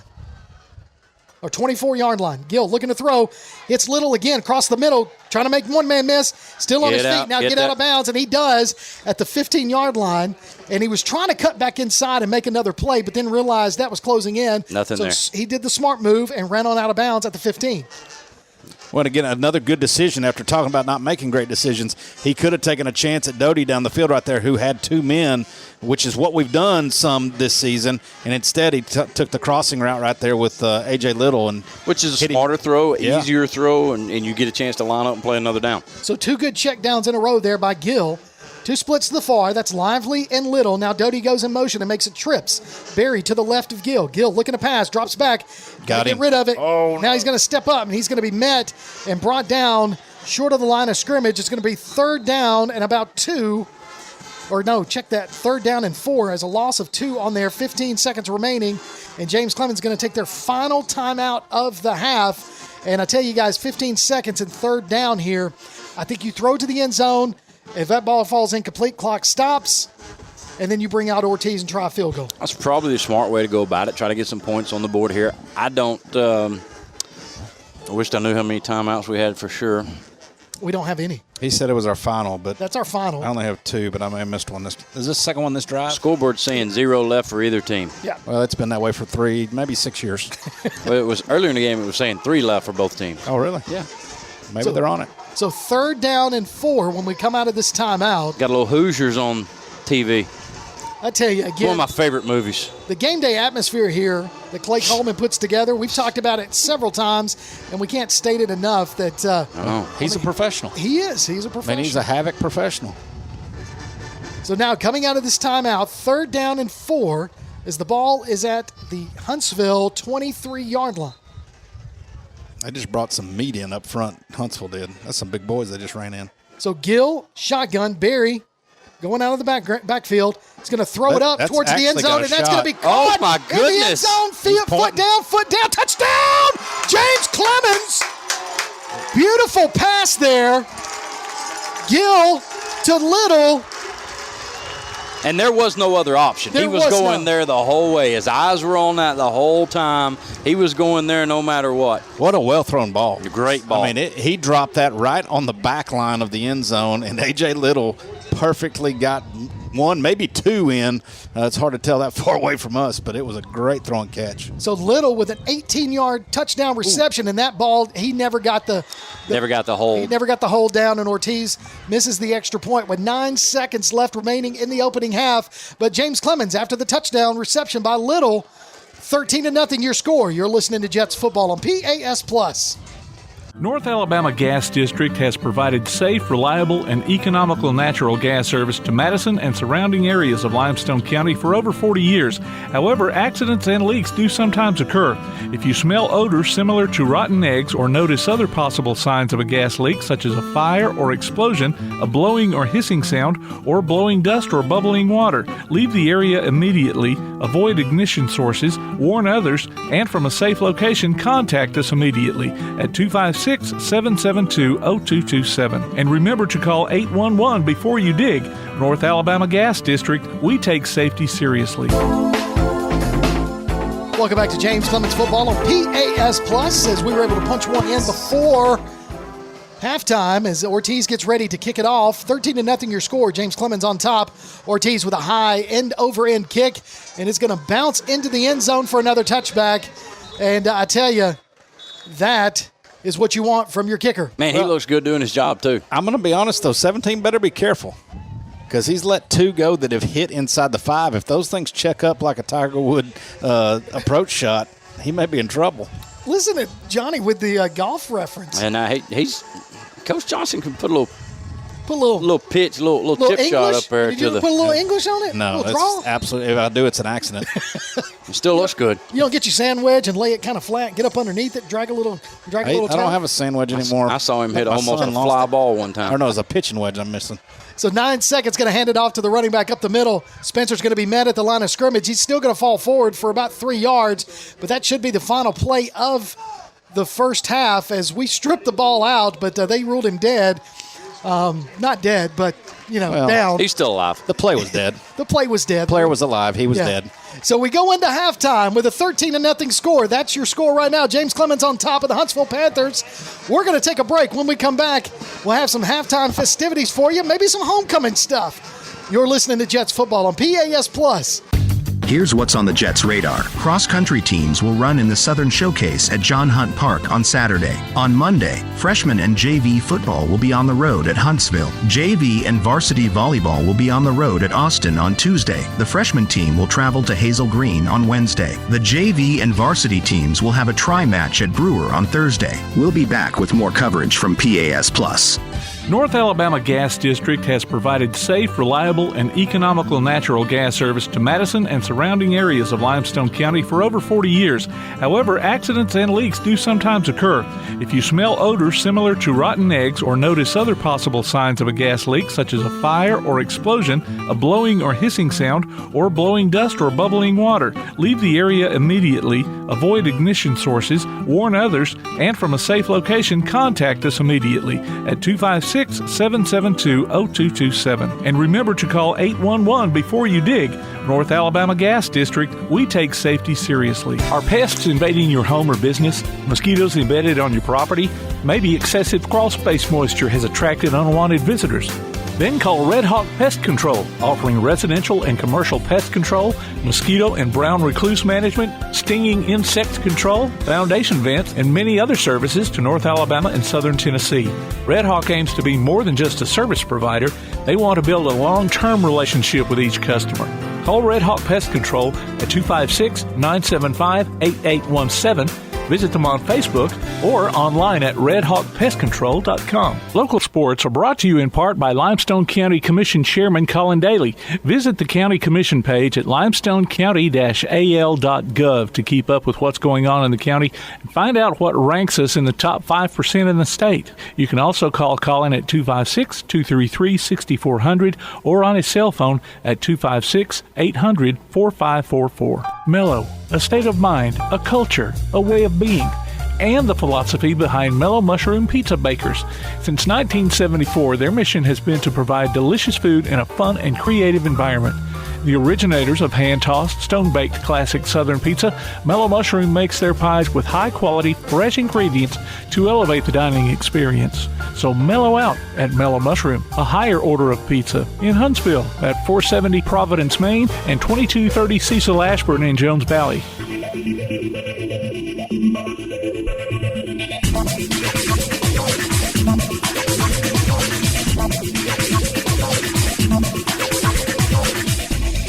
Welcome back to James Clemens Football right here on PAS+. It's halftime here at the Madison City School Stadium, and it's homecoming festivities. 13-0 your score. I tell you, I'll be honest with you, with the wind blowing, it's going to be really hard to hear the halftime homecoming festivities, so that's going to be a problem for us. So we're just going to kind of keep it here and kind of update you on these things as they are introduced throughout the halftime. But just want to remind you the score, 13-0, and recap kind of the score. With 8:58 remaining in the first quarter, James Clemens was able to take a short field and punch it in from 3 yards out. They were helped by a penalty flag, a face mask penalty flag against MJ Gideon. But then Gideon was able to take it from 3 yards out to strike first James Clemens with a 3-0 lead, from a 3 yards out to get a 7-0 lead. And then, of course, right before halftime, we were able to score on an 18-yard touchdown reception, A.J. Little receiving that from Jacoby Gill. Want to introduce the freshman homecoming court to you. Charlene Cooper and Peyton Peebles, escorted by Javion Glover and Carter Wright. So those are your freshmen representatives for our homecoming court tonight. So Coach Johnson, we were talking about, we were going to throw it out to the field, but the wind is blowing so hard that our microphones can't pick it up. So I just decided I'd do a little bit of play-by-play for the homecoming court and announce those as they were put up on the screen as they're coming across, and we'll announce who the homecoming queen. Well, that's nice of them to put them up on the board so we know who to announce, right? I tell you, man, because I don't have – Clay didn't send me the homecoming court roster for tonight. But you can see Dr. Donaldson out there, who's been one of our guests here at halftime last year and also on the Wingman podcast. Boy, what a fun time that is with him, isn't it? Oh, he's a blast. And our sophomores from the homecoming court for James Clemens, Ava Grace Long and Candace Washington. Cadence, thank you. See, that's I had her in class. There you go. That's why I needed y'all up here. And they are escorted by Joseph Ballard and Adrian Eldasaki. Yes. That's right. Had him in class, too. Look at that. Kirk with the announcing. So congratulations to Ava Grace, Cadence, Joseph, and Adrian for being sophomore representatives for James Clemens homecoming court. Cadence is actually one of Coach Kimbrough's softball players. Okay. She's new to the team this year. That's awesome. Awesome. Now our juniors. Now there are 4 representatives for the juniors. It's going to be Kira Langston, Paige Quarles, Lauren Walker, and Murphy Washington. They are escorted by Jacques Dennis, Mason Gant, Jackson Mikesel, and David Teddy. So congratulations to the juniors for our homecoming court. Now, in the first half, as one of the things we talked about, the weather was going to play a role here tonight, and the wind has definitely picked up. The rain has stopped, but the turf is still really wet. Both teams have had a hard time throwing the ball. James Clemens has been able to run the ball. Now, Huntsville has been able to run the ball effectively, but they haven't been able to put on any points on the board. Both teams have turnovers in the first half. Both teams takeaways. Both teams have thrown an interception, and both teams have recovered fumbles in the first half. And you can hear the wind pick up on the microphone as it is blowing quite heavily as you look at the flags in the south end zone, and the wind is blowing towards the west as the flag is definitely whipping. And again, Dr. Donaldson there to hand the roses to the recipients of the homecoming court. These are our juniors here on the homecoming court still. Got a couple of football players out there as escorts tonight. Jacques Dennis and number 40, Jackson Mikesel. Do you ever think that would be a little awkward? Middle of the football game, come out in full uni and do this? I mean, I guess that's just part of it, but a little distracting. A little bit. Now the juniors are wrapping up, and we'll get the seniors here in just a moment, and then we'll get the announcement of our 2024 homecoming queen. So the senior class, so you've got Aubrey Bosek, Laurel Kerr, Jessica Lindsay, Emmy Morris, and Serenity Pride, Anaya Thomas, and Macy Weaver. Those are your homecoming court representatives. Now they are being escorted by Isaac Achenbach, Ty Doty, some of these names are going to sound familiar, Chase Kingsley, Dylan Laughlin, Antonio Little, and Crenshaw Willingham. Krishawn, thank you. Krishawn Willingham. So my money's probably on Krishawn. He's pretty popular, but I'm going for Chase Kingsley. He's one of my baseball guys. I'm going to hold out for Chase. Now, I said Antonio Little. Y'all might know him otherwise as AJ, who had an 18-yard reception to close out the first half. Wouldn't have known to call him Antonio. Only known him as AJ. And he would have had to run out there on the field for the homecoming court to escort his, looks like he is escorting Serenity Pride. If the names line up. It's not lined up because that is definitely not Serenity. Okay. Serenity's one of our basketball girls. Oh, okay. Well, see, we're an odd number. So we are. He's coming with 2 right here. Oh, yeah. So you've got Dylan Laughlin, who's one of our wide receivers. And that's Emmy Morris and maybe Jessica Lindsay. Here's the real thing. Chase Kingsley is like the leader of the student section. Yeah. Is he going to be dressed up or is he going to be painted with a number on his back like normal? Well, now, if he comes out without a shirt on and the number on his back. That would be awesome. Props to him for stepping in on the homecoming court.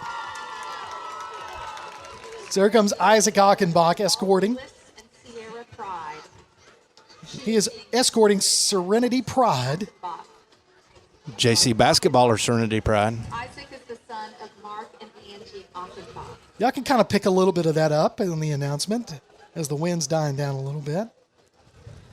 So 2 more to be escorted. Ty Doty's going to be escorting one of our members of the homecoming court. Anaya Thomas, I think. It is Anaya Thomas. Look at you. And Ty Doty.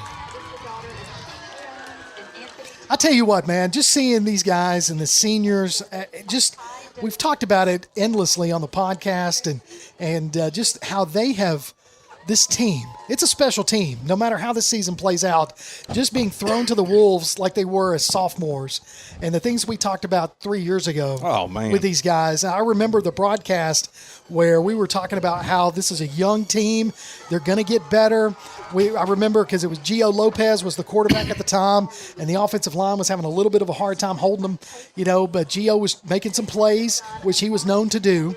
But these guys, the whole senior class has morphed, and they have the leadership for these younger guys has been awesome. Well, no doubt, and we've been calling these same names for a long time, we have. Because of that, and it's just been a fun process, and proud of them for keeping their heads down and fighting and not giving up and getting better. So now we take a look at our homecoming court out there on the football field here at Madison City School Stadium, and now it is time to announce our homecoming queen, as everybody is on the edge of their rainy seat. We can push the button now. Well, we'll wait.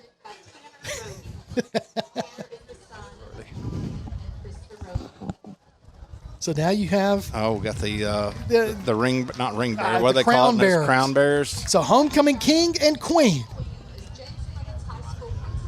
Dr. Carrie Donaldson. Dr. Donaldson is assisted tonight by Madison City School Superintendent. Not very often you get to be assisted by the superintendent. I know, right? But Dr. D's getting assisted tonight. Without further delay, we would like to present the James Clemens High School homecoming king and queen. As we all wait in anticipation. James Clemens High School king is Mr. Krishawn. Called it. I was all over it. Krishawn Willingham is our homecoming king as he makes his way over, be congratulated by Dr. D, and receive his crown. So Krishawn Willingham, congratulations to you. You are our 2024 homecoming king. Now, the name we've all been waiting for. 2024 homecoming queen is... High School homecoming queen is Miss Serenity Pride. Hey, Serenity. Serenity Pride, congratulations. She's fired up. She sheds her shoes and runs over there. Congratulations to Krishawn and Serenity, our homecoming queen and king of 2024 here at James Clemens. We're going to take a break, and when we come back, we'll recap the first half again with coaches Johnny Johnson and Brad Kimbrough. You're listening to James Clemens Football on PAS+. All right, folks, let's get started. Parents, thanks for coming. As many of you know, I'm Coach Mather. Tonight I want to talk about the season, of which I only have one expectation, that everybody gets stronger. When I say get stronger, I'm not referring solely to physical strength. Sure, we'll be in the weight room, we'll be running stairs, but we're also going to focus on developing mental toughness and grit, because those are the characteristics that allow us to achieve greatness both on and off the court. So, how do we develop those things? By getting comfortable with a challenge, by cultivating the confidence necessary to overcome adversity in all forms. That's why I coach. That's my purpose. Every member of this team can lean on me, and I'll teach them how they can lean on themselves and each other. This message presented by the AHSAA and the Alabama High School Athletic Directors and Coaches Association. The Bama Zach Memorial Scholarship has been set up to honor the legacy of Bama Zach Green, a huge fan of the Crimson Tide along with Limestone County sports. The scholarship will go each year to a male and female athlete from Limestone County. Checks should be made out to Bama Zach Memorial Scholarship and can be sent in care of Garth Garris, 13833 Pinnacle Drive, Athens, Alabama 35613. Donations can also be made in person at First First State Bank of the South at 1319 Highway 72 East in Athens. Thank you for showing your support for local athletes by giving to the Bama Zach Memorial Scholarship. One of the worst feelings you can have is that of being stranded. Well, BT's Towing, Tire, and Truck Repair makes that a thing of the past with 24/7 towing services and roadside assistance in the northern Alabama and southern Tennessee areas. But that's not all. They also offer truck and trailer repair, mobile welding, brake service and repair, new and used tires, and other major and minor repairs. Their name says it all. BT's Towing, Tire, and Truck Repair. For 24/7 response, call 497-8234. That's 497-8234.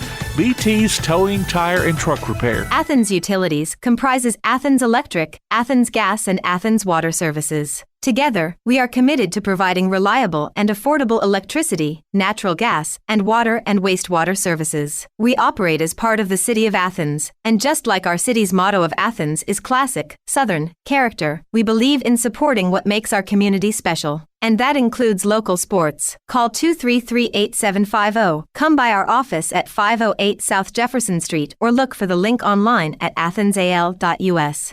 When Keith and Amy Richards went on a Greek vacation in 1997, their goal was to create savory foods from simple ingredients. Thus, Tzatziki's Mediterranean Cafe was born with their healthy spin on traditional Greek food in the form of salads, gyros, sandwiches, and soups. Tzatziki's Mediterranean Cafe, located at 105 Brookridge Drive, Suite A, just off Highway 72 in Madison. Open Monday through Sunday, 10:30 a.m. till 9 p.m. Call 724-6554 or visit them online at TzatzikisCafe.com. Tzatziki's Mediterranean Cafe. Originality is our nationality. If you're looking to make your business stand out, save yourself some time and make Apparel Lab in Madison your first call. Apparel Lab will help you grow your brand with custom t-shirts and hoodies using their unique direct-to-garment printing. Laser engraving can put your design on mugs and tumblers. Plus, they can help with custom-designed hats, stickers, banners, signs, decals, and much more. Apparel Lab. Call 344-4656 or visit them online at apparellab.inc and on Facebook and Instagram. Located in the Madison Mall Shopping Center on Old Madison Pike. Apparel Lab. Stick around after local high school football coverage this season as we announce our Lawlers Fans of the Week. Just go to pasnetwork.net and register. Then listen during the post-game show of each regular season game as we pick the winner of a $20 gift card from Lawler's Barbecue. The next Fan of the Week could be you from Lawler's Barbecue and Play Action Sports.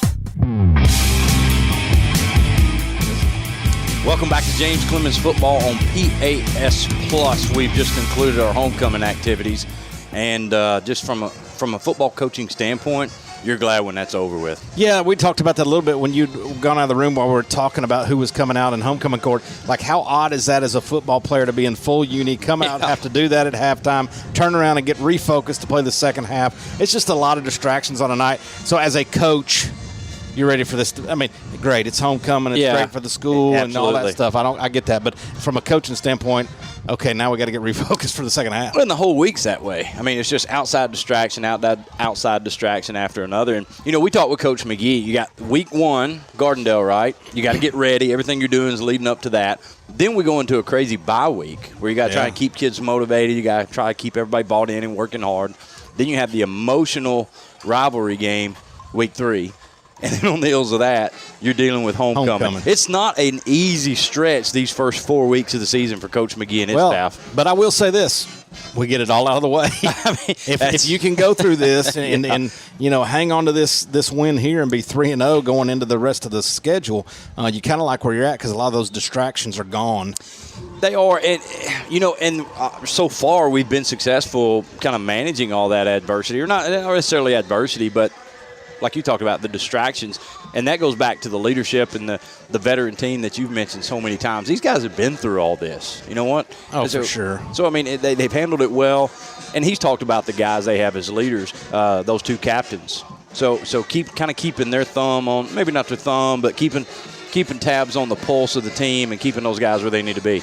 Well, going into this second half, you'd like to see it end like we did the first half. We did a pretty good job of running the football early. Yep. Shot ourselves in the foot with some holding penalties. But the one thing we couldn't get going really was the passing game. And then right there on that last drive, all of a sudden, Gill found some rhythm, found some accuracy and made some really, really good throws. And you saw how quickly we were able to get down the field there at the end of the half to put that score up. And instead of being 7-0, it's 13. Well, and how much of that coincides with the rain letting up? And it could be that. It could be, I mean, early in the game, we had guys that maybe we said they weren't reading routes correctly, but maybe those guys can't get into those routes because of the wet turf. And then balls come out funny and wobbly because it's a wet football. So maybe with the rain letting up a little bit. Right now, no rain. The wind's died down. You can't hear it in the mic anymore. It may open things up. The weather's a great equalizer for teams. I mean, you watch the first half. We are the better team. I mean, we got the better team. Agree. But that rain is an equalizer. So what do we see here in the second half? Do we play ball control with, 13-point lead? We know Huntsville's going to have to get on the board. What are we going to see out of those guys? Well, yeah, and again, I'm not the football coach, but you would like to see them not go ball control too early, especially while you've got a window here. It looks like that may have some decent weather. You'd like to see what our offense could do and get going, and if nothing else, get some game reps at full speed. Yes. Trying some of the stuff we're trying to develop as we go into a season versus just pound, and really thinking about down the road, not even this game. Well, absolutely. As we're getting into the harder region play, you want to be able to get those reps in, like you said, and get more experienced. Well, you're not going to be able to line up and just pound the ball against everybody. I know a lot of what we do comes off of that run game, but there's going to be a time where our receivers and quarterback are going to have to win a football game for us. And right now with a little – break in the weather, it'd be nice to work on that and put a dagger in their heart right here. And then if we want to go ball control late in the game because we're up 3 scores, go for it. Yeah, I'm with you. I don't think we're going to see any of that trickery and crazy stuff that Coach Truitt pulls out from time to time. Let's stay vanilla but work our packages as we can. As we bring in the captain of the ship here, Kirk Pierce is back with us. Kirk, we just talked about the kind of sloppy conditions in the first half and how each team played. The turnovers that each of us saw. The passing game really wasn't there for either team until the very end. So we're kind of curious what we're going to see in the second half for both teams. Well, like you mentioned just a second ago, the wind's kind of died down just a little bit, but it's still blowing towards the west. And fortunately, the rain has stopped, but the field doesn't get dry as quickly. Well, it's a good thing with that turf. I mean, it's still going to be slick, but you don't have to worry about the mud and chunks coming up from underneath your feet, but it will be slick. And we get the ball to start the second half, so 13-0 your score. Hey, listen, you can download a copy of this game or listen to it on demand by going to pasplus.net. There's a streaming schedule of all of our upcoming games, and you can listen to our mobile apps too. Just go on to pasplus.net and download a copy of this game or check out our game archives if you just want to relive some of the historic moments in James Clemens football, guys. There's been some good ones, too. There has. Go and listen to last week's broadcast if you haven't had a chance to. Was that a good one? It had moments. It had about 3/4 worth of moments. Oh, my goodness. So James Clemens is going to receive, like I said, the second half kickoff. So we'll get to see Huntsville kick off for the first time and see what they get to do. We haven't seen their kick team yet. Not one bit, only the punt. So back deep to receive for James Clemens is going to be Miles Major and Ty Doty.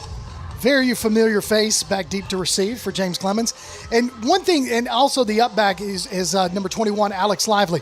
One thing we have not seen Ty Doty yet, and we know it's coming, it's just when, is that breakaway, that spectacular Ty Doty speed and making plays happen that we know is coming. We know he's coming off an injury from the summertime, so it's taken him a little bit of time to get into the groove of it. And we're starting to see glimpses of that.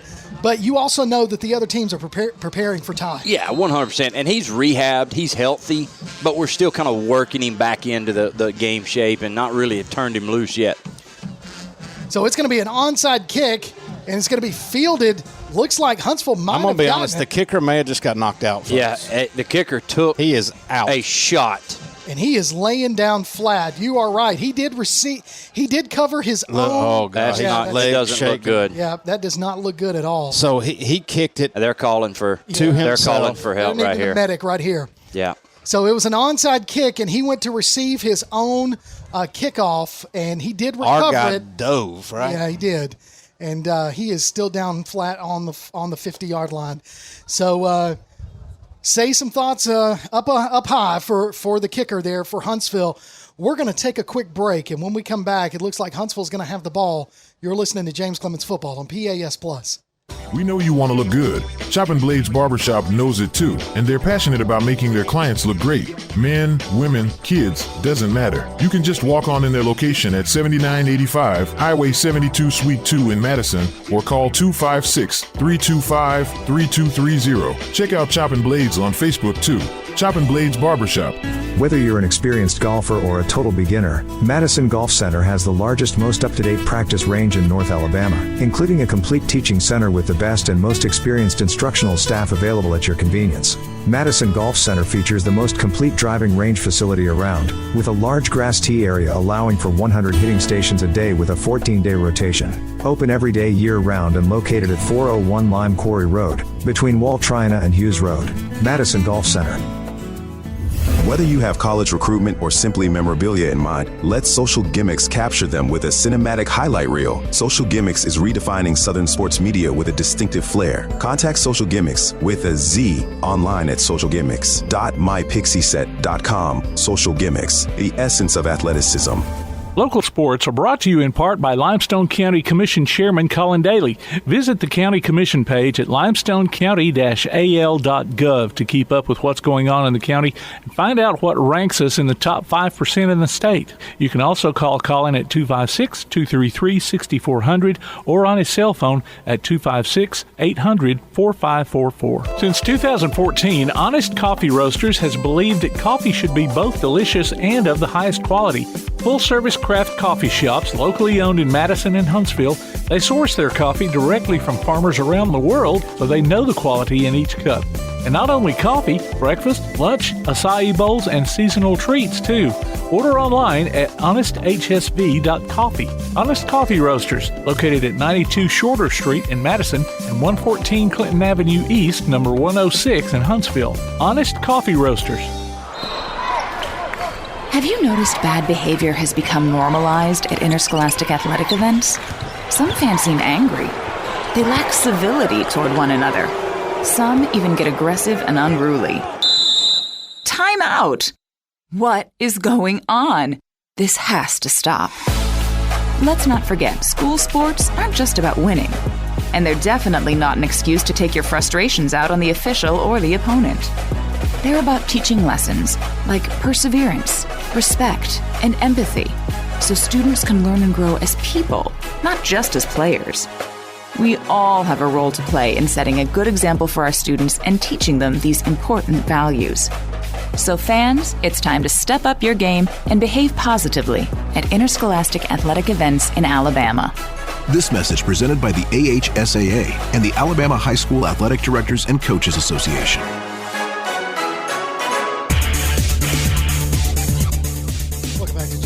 Football on PAS Plus. We're still in an injury timeout. 11:58 remaining in the third quarter. Jets on top with a 13-0 lead, but kind of our focus is onto the field right now as the kicker for Huntsville. Looks like that is, Jack Messervy. Went with obviously Coach Gay made that call at halftime, going with an onside kick, and he chased his own kick and was able to track it down after it went 10 yards. But at the same time, as he was fielding the kick, he was standing straight up, and James Clemens being aggressive, like that's how you coach it. And he went in. It was not a ugly or just anything. Everybody was just playing the ball, and unfortunately, his head hit the turf relatively hard, and so they are taking their time to get him onto the stretcher. Well, we hope that's just over precaution. Yeah, that's what you want. We're sending our best wishes with him, and no, absolutely nothing flagrant was done there. It's just two guys going after the ball, and unfortunately, that's football sometimes, So we wish him the best. Yeah, our guy was diving for the ball and just happened to hit him in the chest in the process, and that just whipped him back into the turf. And it was immediate. Everybody's reaction was immediate. It was. And props to our trainers and the Huntsville High trainers who immediately got to that young man and then provided him services. So with that, Huntsville, I believe, recovered the onside kick. We'll find out here in just a second once they get him off the field. But they do have him on the stretcher, that's good. Got him on the spine board, I guess, and like you said, taking every precaution before they move him.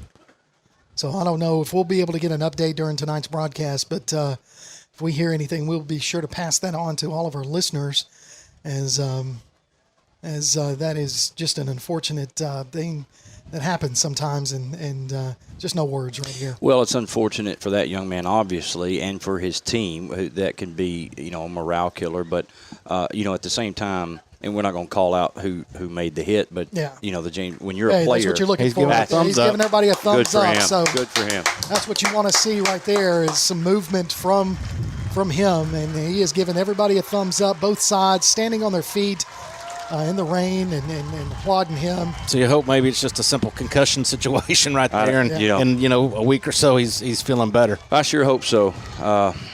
Because it didn't look good when it happened. Man, that's not the way you ever want to start the second half, right? Yeah, 2 seconds in. So it looks like, now our offense is down there. Yeah, I think when he got hit, it squirted loose, and one of our guys ended up on it, I believe. So our offense is huddled around. Because the ball had hopped back up right to him, and he was just so high, and our guy was diving for the ball and hit him low. Yeah, let's give him due credit. He executed that almost to perfection. It was a perfect onside kick. When he originally kicked it, I thought, man, that thing's never going to travel 10 yards. And our guys gave it space, and right at 9.5 yards, he was ready to cover that thing. He did a great job. Well, it looks like we've got dueling offenses on the field, so they're having to get together. And now Mr. Whitehat says it is Huntsville's ball. So they did come up with the onside kick. Chad is not happy about that. Yeah, McGee's not real happy about that. He doesn't think it went 10 yards, I guess. So they're going to talk about it at midfield. Our defense is getting ready now. So I'm not sure if Chad thought we got the ball or the ball maybe didn't go 10 yards when the kicker touched it. That's, I think, what Chad's arguing, that it never got 10 yards in his mind. Coach McGee is who he's talking about. Oh, yeah, sorry. Yeah. Okay. Just, letting America know. We want to make sure we're on the same page. So Huntsville Panthers, our offense is on the field, and they are ready to call their first play as the rain starts to come down a little bit as we get in this third quarter. Yeah, and the defense is heading out there. So it's going to be 1st and 10, Huntsville from the James Clemens 49-yard line. All right. So here we go. Huntsville, we thought we were going to get the ball first, but now after the onside kick recovery, Huntsville has it. High snap. High snap past the quarterback, and the running back, number 34, Jackson Spencer, is going to get on top of the ball, and that's going to put them all the way back to the 38-yard line. And, we anticipated things like this with the weather that we knew we were going to have tonight, and we've been fortunate. It's not as severe as what was kind of forecasted, right. But we knew we were going to have bad weather. It's going to be a sloppy environment, and we've seen a lot of sloppy play in the past game, and we've been fortunate you haven't had many of those situations yet with a snap over somebody's head.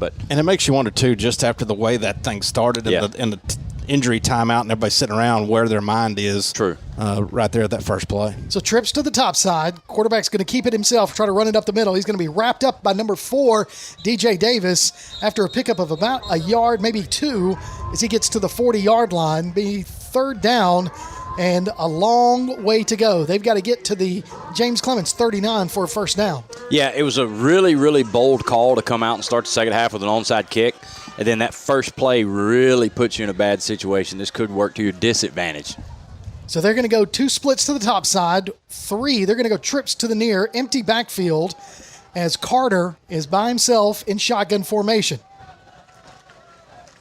So he takes the snap. It wasn't a good snap. He throws it over to the sidelines, over his intended receiver. Pass falls incomplete.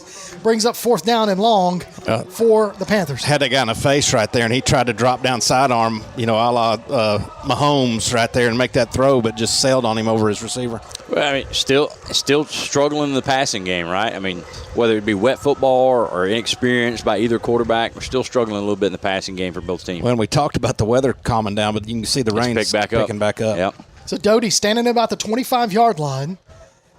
Snap, kick, up, and it's not a very good punt, but it is going to take a James Clemens bounce and fielded at about the 41-yard line. So again, bold call to come out with the onside kick, but that snap over their head, that punt doesn't even get where the first down would have been. So, I mean, James Clemens is going to get really good field position to start their initial drive of the second half. And there's time off the clock. Yes. They'd have been better off kicking it deep and pinning us back there with a kickoff. With the way things have happened now, we get great field position and the clock is run. Hindsight, baby. 2020. So 1st and 10, James Clemens from their own 42-yard line. You've got Barry behind. Looks like, that is Barry. It's hard to see through this glass with the water on it. And you've got Gill in the pistol formation. Little and Doty split to the top side. My poor guy's setting the ball. It's taking off. Yeah. He's struggling. So here we go. Gill takes a snap. Going to hand it off to Barry. Barry's trying to find a hole. It's going to be met as he gets about 3-4 yards on the carry. So Barry with a nice hard run, 2nd down and about 6. And that's what he's been doing in these first 2, now 3 games, is just putting his head down, running behind those pads. So we talked about this in the pregame. With the weather the way it's been, we knew we were going to see a lot of Barry, a lot of Gideon, and that has not disappointed. No. So again, Barry in the backfield with Gill. Gill takes a snap, handed off to Barry to the near side. Barry trying to find an opening, cuts it back for another tough 3-yard pickup. So this will be 3rd down and manageable, about 3rd and 3 for the Jets. It looked like. Oh, go ahead. No, I think that's our game plan. I mean, I think that's what we want to do. And you mentioned not going to it too early. But, man, if you can eat up some more clock and put points on the board by doing that, it's a win. Well, and by not going to it too early, you see teams sometimes that'll just pound it right up the middle and go 3 and out, and it just the whole game stalls. Mm-hmm. Now we run wide zone. That's what we do. And we gash people with it, so you can't just abandon that. No. So handoff to Barry again. Barry crosses the 50, still on his feet, powers his way past the 45, down to about the 43. They're going to say he got down to about the 44. So 1st and 10, James Clemens. And the last run, there was a lot of traffic in there, and he got bogged down. There was still traffic that time, but he hit it a little quicker. And next thing you know, he's on that secondary, and he's pounding people as he goes forward. He does it as so usual. well. Yeah, he does it so well. Hard running there by James Clemens.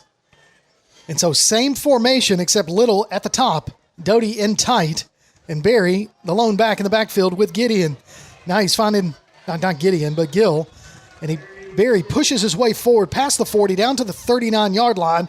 Another hard-nosed run picks up 5. And I guess the flip side of me saying that is if we're going to get 4 or 5 yards every time we do it, yes, please. It's just keep it coming, just man. Feed me. What do Give me another, sir. So feed me Morris. Feed me Morris. Morris. Not saying, but you could.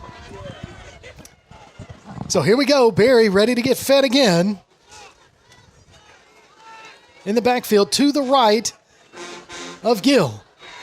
Going to hand it off to Barry again. Finds his hole. Good blocking up front.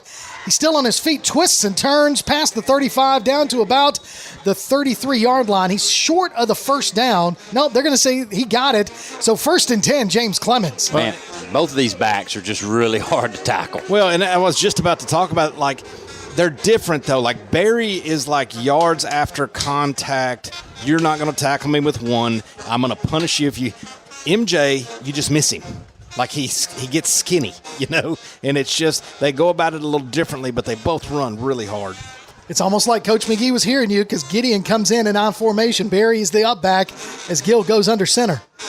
So we're going to hand it off to Gideon. Gideon finds a hole, creases it out, bounces to the outside, still on his feet, gets the 1st down, 11-yard carry. 1st down, James Clemens. Coach Kimbrew over here talked about that earlier about Barry being the fullback position and getting down the field. They made that tackle, what did we get, 12, 13 yards right there? And he was basically on Barry's back when they went down.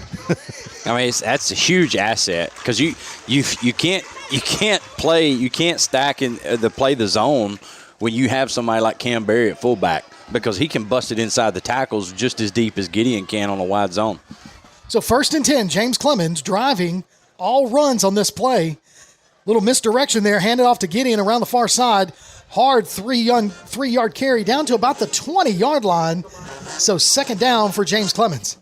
Yeah, Huntsville did a pretty good job there of not getting fooled by the misdirection. We have not done a whole lot of misdirection tonight. It's been give somebody the ball and go, and they finally ran a little misdirection there with Barry and Gideon in the backfield, and they were disciplined there and sealed that side. So this backfield is like a little horror show back there.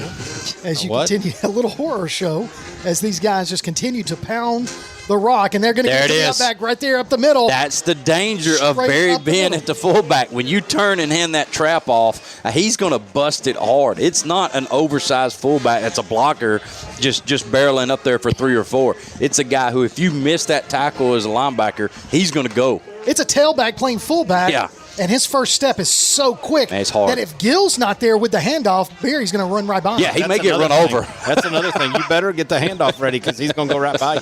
So, again, feed me Morris. Here we go. I formation. Gideon in the backfield behind Barry. So they're going to hand it off to Gideon. Gideon cuts in outside. Now he's still on his feet past the 10. Powers his way forward down to the 8-yard line. First and goal, James Clemens. No, I'm watching Cam Barry, who led up into the hole and then bounced it wide. And he looks back, and he's kind of looking at Gideon like why don't you follow me? Yeah, where are you at? I've got the whole outside sealed for you if you just follow me out of here. So the officials decide they want to take a quick timeout, and you could be listening for the in-flight movie quote during our James Clemens coverage. Might have dropped it. Might have. We'll sneak in a movie quote at some point as part of our play-by-play commentary. If you know what movie it's from, text your name and the answer to 256-434-1727. That's 256-434-1727, and you could win a $10 gift card credit to Honest Coffee Roasters in Madison. All right, so that was an official's timeout. Hey, can I say hello to my daughter, my youngest daughter, Ella, who's listening? Absolutely. So, yeah, her mother put her on house arrest this weekend because she's still she's still rehabbing from foot surgery. And she's been pressing it. Like, man, she got in trouble. She's been pushing it a little bit, so her mom shut that down. No weekend plans. You are staying at home, staying off that foot. Got to get healthy. And I agree. Mom's right. I mean, I'm not. Mom's right. Put that out there. Mom's right. For a second, I was wondering where you're going. Put her on blast. So I formation. Doty is the tailback now with Barry in front of him. Going to hand it off to Barry. Barry trying to fight his way forward. Gets maybe a yard on the carry down to about the 6-yard line. I just want you to get healthy, Ella. That's all. That's it. We're glad you're listening, though. Yeah. Absolutely. Well, she's at home. Can't do anything else. Well, house arrest. So Doty comes out. Gideon goes in. Again, I promise I thought you were about to put her on blast. Well, I wouldn't announce to America. So I formation, Gideon and Barry in the backfield. Gill under center, hands it off to Gideon. Gideon puts his shoulder down, runs past the defender, who completely took his eyes off of Gideon. Well, that was the subtlest little fake. It's just almost a head lean into the inside to make him think I'm coming back. And when that guy put his foot in the ground, Gideon just walked around him. You ever seen Night at the Roxbury? That's what it looked like. It was the slightest little head fake to the inside. So Gideon with a nice 6-yard touchdown run. So that means James Clemens with another touchdown on the board as Ortiz lines up for the extra point. Snap, kick. No, it's going to fake. Now he's going to got to get rid of it. Got to get rid of it. And he just throws it in the ground. So I don't know if that was a called fake. No, it slipped through his hands. So Tim put it right on him, maybe a little in, but it slipped right through his hands. Well, the last snap was good. It's just it come in hot. Well, we got Tim Coleman limping coming off the field. So 5:01 remaining in the third quarter. Jets with a 19-0 lead in this third quarter. We'll take a look at our North Alabama Gas District scoreboard and get you some scores from around the area. Fairview 14, Ardmore nothing. That's in the third quarter. Lexington 55, Tanner nothing. That's in the final quarter of fourth. West Limestone 12, Danville 6 in the third quarter. Rogers 14, Clements nothing in the third quarter. Russellville 38, East Limestone 6 in the third quarter. Colbert Heights 14, Elkmont 6 in the third. And here's a halftime score for you that you guys might be interested in. Bob Jones 35, Grissom nothing. Not real interested. That is your North Alabama Gas District scoreboard serving Madison, Muscle Shoals, and Town Creek. Call 811 before you dig. Ortiz with the kickoff. High kick. Look at that. Sails over and into the end zone for another touchback. I love the swag that Ortiz has here lately the last few games. I mean, he just does his job and kind of pumps himself up as he comes off the field. He knows he's doing a job well done. We should get him on the Wingman podcast. Let's do it. I'd like to talk to him. I've talked to a few people this week who want to be a part of it, want to be on, and are listening in and enjoying it. If you're not listening in, you're missing out on a fun Tuesday afternoon. Evening.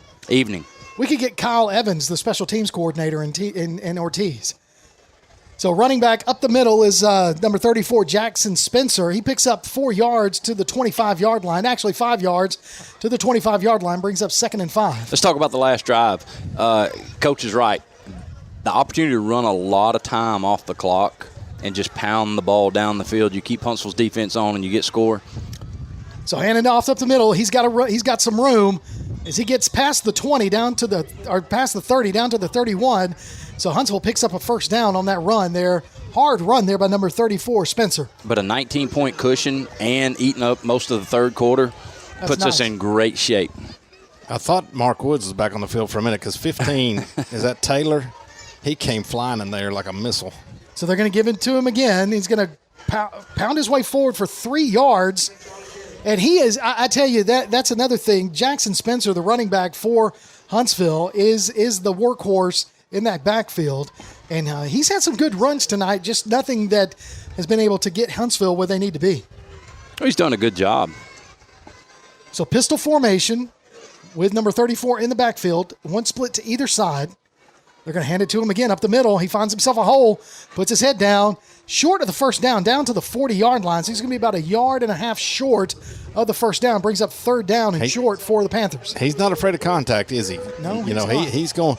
You talking about All-Star earlier? He had that double arm over the ball. Just put your head down and hit somebody. So they're giving it to him again, and he's going to. You're going to give him the first down as he picks up 2, and he's just a junior, guys. So we'll see him again. Well, as a coach, I mean, you love that in your guys. We talk about our guys not being fearful of contact, running low, running hard behind their pads. This guy's done a good job as well. You kind of get the sense right now that Huntsville just wants to secure the ball and get some points on the board and try to keep this game in a position where they can compete. So Spencer in the backfield. They're going to feed him again as he goes up the middle, falls forward for a nice gain down to about the 49-yard line on the Huntsville side. So it's going to bring up 2nd down and about 3. Well, and right now he's getting nothing but positive. Yeah. There's no fallback to it. Everything's falling forward, whether it's 2 yards, whether it's 7 yards. Everything is with lean in the positive direction for him.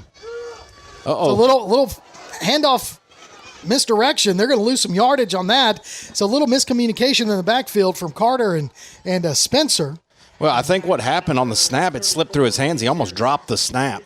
And when the snap went to his right side and the handoff was on the left, he had no way to recover. No. Because it went right through his hands. He almost dropped it. So here we go. 3rd down and about 5. They got to get to the 48-yard line of James Clemens for a first down. Going to feed him again right up the middle, and he's going to be met at the line of scrimmage, but still falls forward down to the 50-yard line. I think it's going to be on the Huntsville side of the 50. Well, so 4th and short. Obviously, they're going to go for it here on 4th. They're at midfield. They ran that play on 3rd and 5 or 3rd and 4, whatever it was. Definitely going 4 downs here. Oh, no. No, they're going to bring another unit coming on. Well, the fact that they called that play I was right surprised. up the middle, I figured they were made up their mind. I'm surprised as well, and it might be the fact that they're sitting right at midfield maybe was the deciding factor, but I'm with you, Coach. I thought they were going to just feed him again and try and go for it. So Doty standing at his own 15. That's a high snap. Punter's got to get rid of it. Man, we almost got a hand on it as Gideon got back there, and Doty's just going to fall on it at the 15-yard line. Yeah. They're going to say he got blocked into Doty Yeah, right I think there? that's what they're saying. I'm not sure that Doty knew what he wanted to do on that one either. A little indecision. It's been that kind of game, from everybody for everybody except the running backs for both teams have been very kind of hesitant about the decision making, what they want to do. So minute 26 remaining in the third quarter. I'd like to just eat the rest of this quarter up and go in deep into the fourth quarter and try to get out of here. If we can put another touchdown on the board, well, I'm sure Coach McGee and Coach Truitt are thinking the same thing. Let's keep this possession into the fourth quarter, and we're carrying a 19-point lead into the last quarter. So it looks like you got Gideon and Barry both in the backfield. He's going to make the call. That is great decision. I mean, it's a great play call in this position right here because you're backed up, right? You're at a 15-yard line, 16-yard line. That's an easy way to get some positive yards to get out of the shadows of your end zone and then start your drive. Thanks, Tom Landry. So they're going to move the ball after the offsides penalty to the 21-yard line. So it'll be 1st and 5 for the Jets. I formation. Barry and Gideon in the backfield. Little misdirection. Going to hand it off to Gideon. No, that's Ty Doty. Doty shakes another tackler down to the 40. Steps out of bounds at about the 45-yard line. They got just enough of him to get him off balance where he put a foot down in the white, or he would have been back in the middle of the field with danger. Yeah. So he got to the 46 is where he stepped out of bounds. So 1st and 10, James Clemens, and that was almost the play we've been talking about. But I'm going to tell you, it's definitely still wet out there. As the rain keeps picking up a little bit, Gill almost fell after the handoff. I mean, it's not an easy turf to be running on right now. So it looks like Doty's still going to be in the backfield with Barry as the up man. Handed off to Doty. Doty trying to go around to the outside, outrun the defenders, able to shake one tackler, goes out of bounds at about the 48-yard line, so only a pickup of about 2. That was a long way to run for 2 yards. Boy, you'd like to see him get that ball in the other hand, too. He has that ball in the inside arm as he had pursuit coming. Gets you a little worried there, especially with wet conditions. And that's what happened to him last week, too. He just couldn't get that ball crossed over to the other arm and ends up losing it. I'm curious, why the Tom Landry reference? The Cowboys did the stand-up and go back down on the offensive line. Is there a reference that Lone Star won't make towards the Cowboys? I agree. All right. I love Tom, but he's the one that started that. So Doty takes the handoff again from the I formation, crosses the 50, down to the 45, goes down at the Huntsville 40-yard line.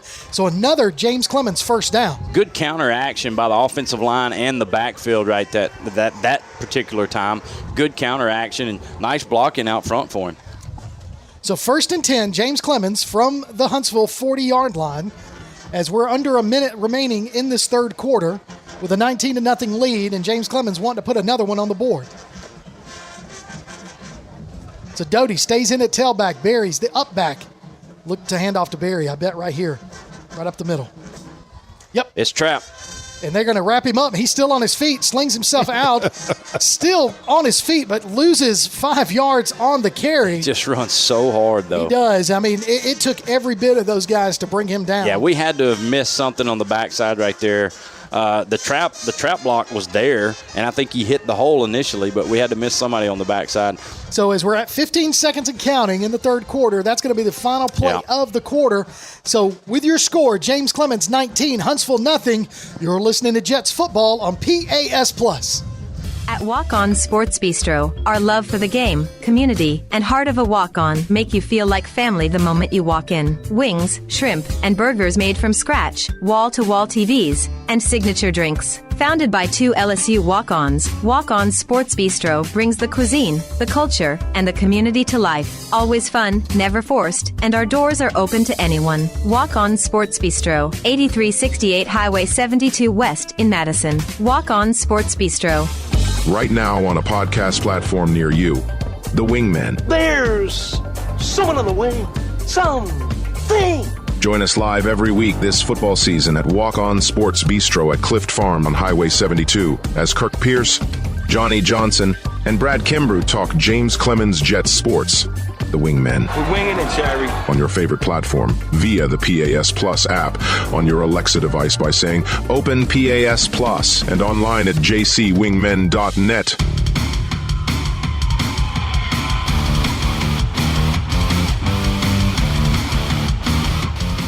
Welcome back to James Clemens football on PAS Plus as we get ready for the fourth quarter. James Clemens with a 19-0 lead and the ball at the Huntsville 44-yard line. So you can hear that wind pick up and the rain continues to fall. I formation. Doty is the tailback. We're going to hand it off to Doty. Doty trying to find a hole. He does. Bounces it to the outside. Spin move. Past the 45 down to the 30-yard line as he picks up another first down for James Clemens. Hit the circle button twice. One to the outside, one to the inside. The balance of our backs right now is really, really good between him and MJ. Yeah. Cam's balance is fine. Like, he's going to punish you. But the other two, they just don't get off balance at all. Well, and in 3 games, I mean, we sound like a broken record, but in 3 games, we put the offense on those guys' backs. And at the same time, our offensive line has kind of taken over late in the game and done the job that we need them to do. So Doty is still the tailback with Barry in the front as fullback.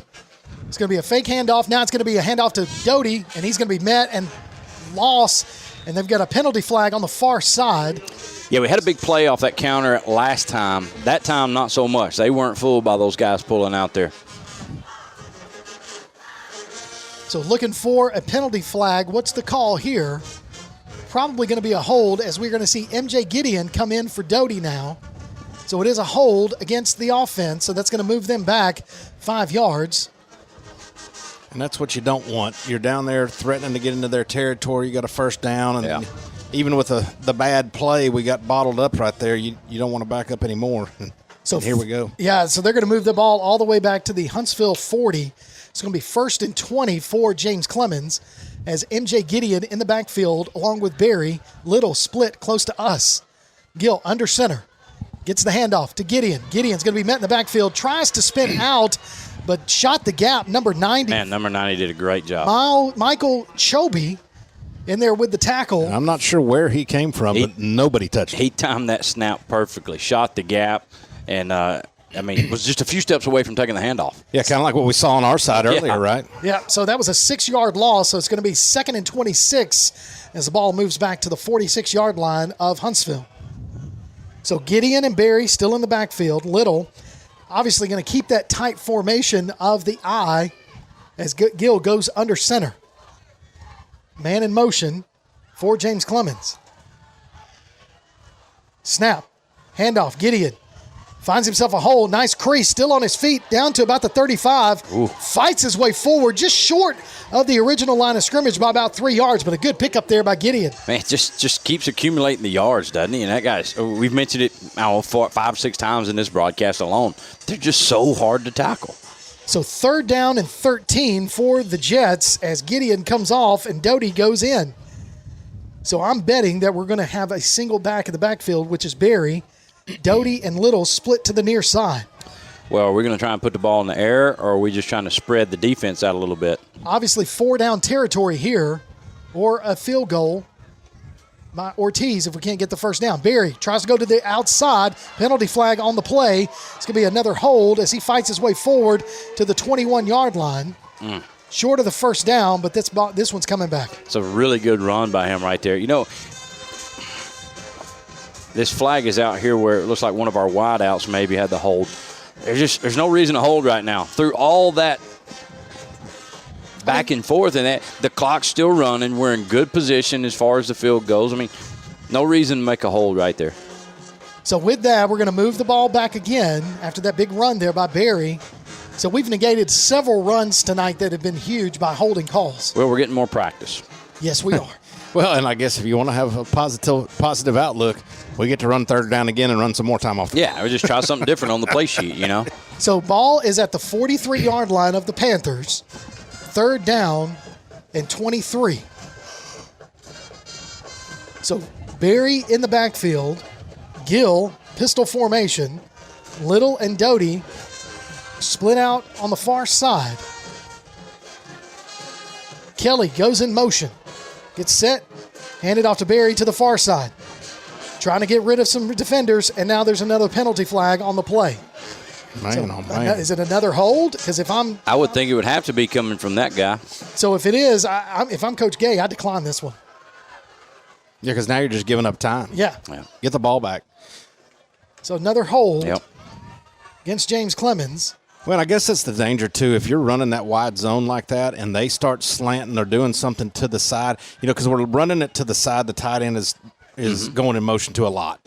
So if they start slanting or taking off or anticipating that, it's hard for those linemen to reach and get there, right? Yeah.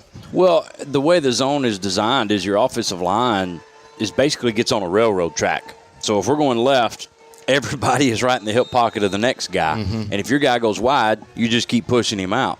So that's why you see our backs cut back a lot of times. It almost creates a wall for him to cut back off of if the defense over-pursues it. High snap to Ortiz. He's finally able to get that one off. Look at that beautiful punt. We got and it's going to just die right there inside. It's going to be fielded by number 15, Miles Taylor. We're going to penalty. Look at him. He's hyped up again. Is it going to be a running into the kicker? Oh, yeah, he smoked him. Oh. He did a good job of rolling around, too, but now he full-bodied him. So he sold it a little bit. Maybe we'll get a roughing the kicker out of this. Personal foul. Yeah. So is that automatic first down? First down. Automatic first down right there. So it was going to benefit James Clemens either way. Either way. Because that ball was down at the 3-yard line. Yeah. By well, that's killer for them though. It really is. Miles Taylor got there. If it's 15 or 5 yard, whatever, running into the kicker. If it's running into the kicker, it's not a first down. Correct. And we just take the take the ball at the 3. So 1st and 10, James Clemens from the 32-yard line of the Panthers. So the offense is going to come out there with 8:44 remaining in the fourth quarter. And, guys, if you put any kind of drive together right here, whether it's time that you take off or whether it's points you put on the board, you pretty much seal the win. So Barry in the backfield, Gill in front of him. One split to either side. Going to hand it off to Barry. Barry's going to run hard up the middle. Hit that thing down hard. to the 20. Still on his feet. 15, 10, 5. Touchdown! James Clemens, this just in. Another Jets touchdown. Refusing to be denied on that run. Well, and you know, he's just more physical than they are. Yes. He had 3 guys around him, and they all just tried to grab him or think he was going to go out of bounds, tried to just grab him with their hands like he's going to stop, and he just refuses, like you said, to go down, and he's just out-physicaled all 3 of those guys. He really did. I mean, and his pace never really changed. No. He hit the hole, and he was not going to be denied from that end zone. I promise you, I had to look up and see if there was some laundry because the last long run he had, there was a little yellow flag on there. So big run there by Barry. Snap is down. Bobble. Finally punches it. No, they say he missed it. So he bobbled the snap again. Yeah, we're having a hard time there with the snap and the wet ball. But nevertheless, 8:35 remaining in the ball game. James Clemens with a 25-0 lead. You're listening to Jets football on PAS Plus. North Alabama Gas District has provided safe, reliable, and economical natural gas service to Madison and surrounding areas of Limestone County for over 40 years. However, accidents and leaks do sometimes occur. If you smell odors similar to rotten eggs or notice other possible signs of a gas leak, such as a fire or explosion, a blowing or hissing sound, or blowing dust or bubbling water, leave the area immediately, avoid ignition sources, warn others, and from a safe location, contact us immediately at 256-772-0227. And remember to call 811 before you dig. North Alabama Gas District, we take safety seriously. Welcome back to James Clemens football on PAS Plus. 8:35 remaining in this ball game. James Clemens, after a huge 32-yard touchdown run by Cam Barry, puts the lead 25-0 as the ball is going to be fielded at about the 10-yard line. Now it's dropped, and now he picks it back up, and he's like, oh, goodness. Makes a couple men miss, and then he's met head-on at the 16-yard line. Wow. Well, and we Good got coverage. lucky, really, because when we saw the ball on the ground, we lost contain on this outside guy, and he went in, and if he gets around one guy right there, he's got a chance to go a long way. Yeah, we did a good job of recovering and getting back out there, That's but lucky for us right there on the coverage team. So it's going to be 1st and 10 Huntsville from their own 17-yard line.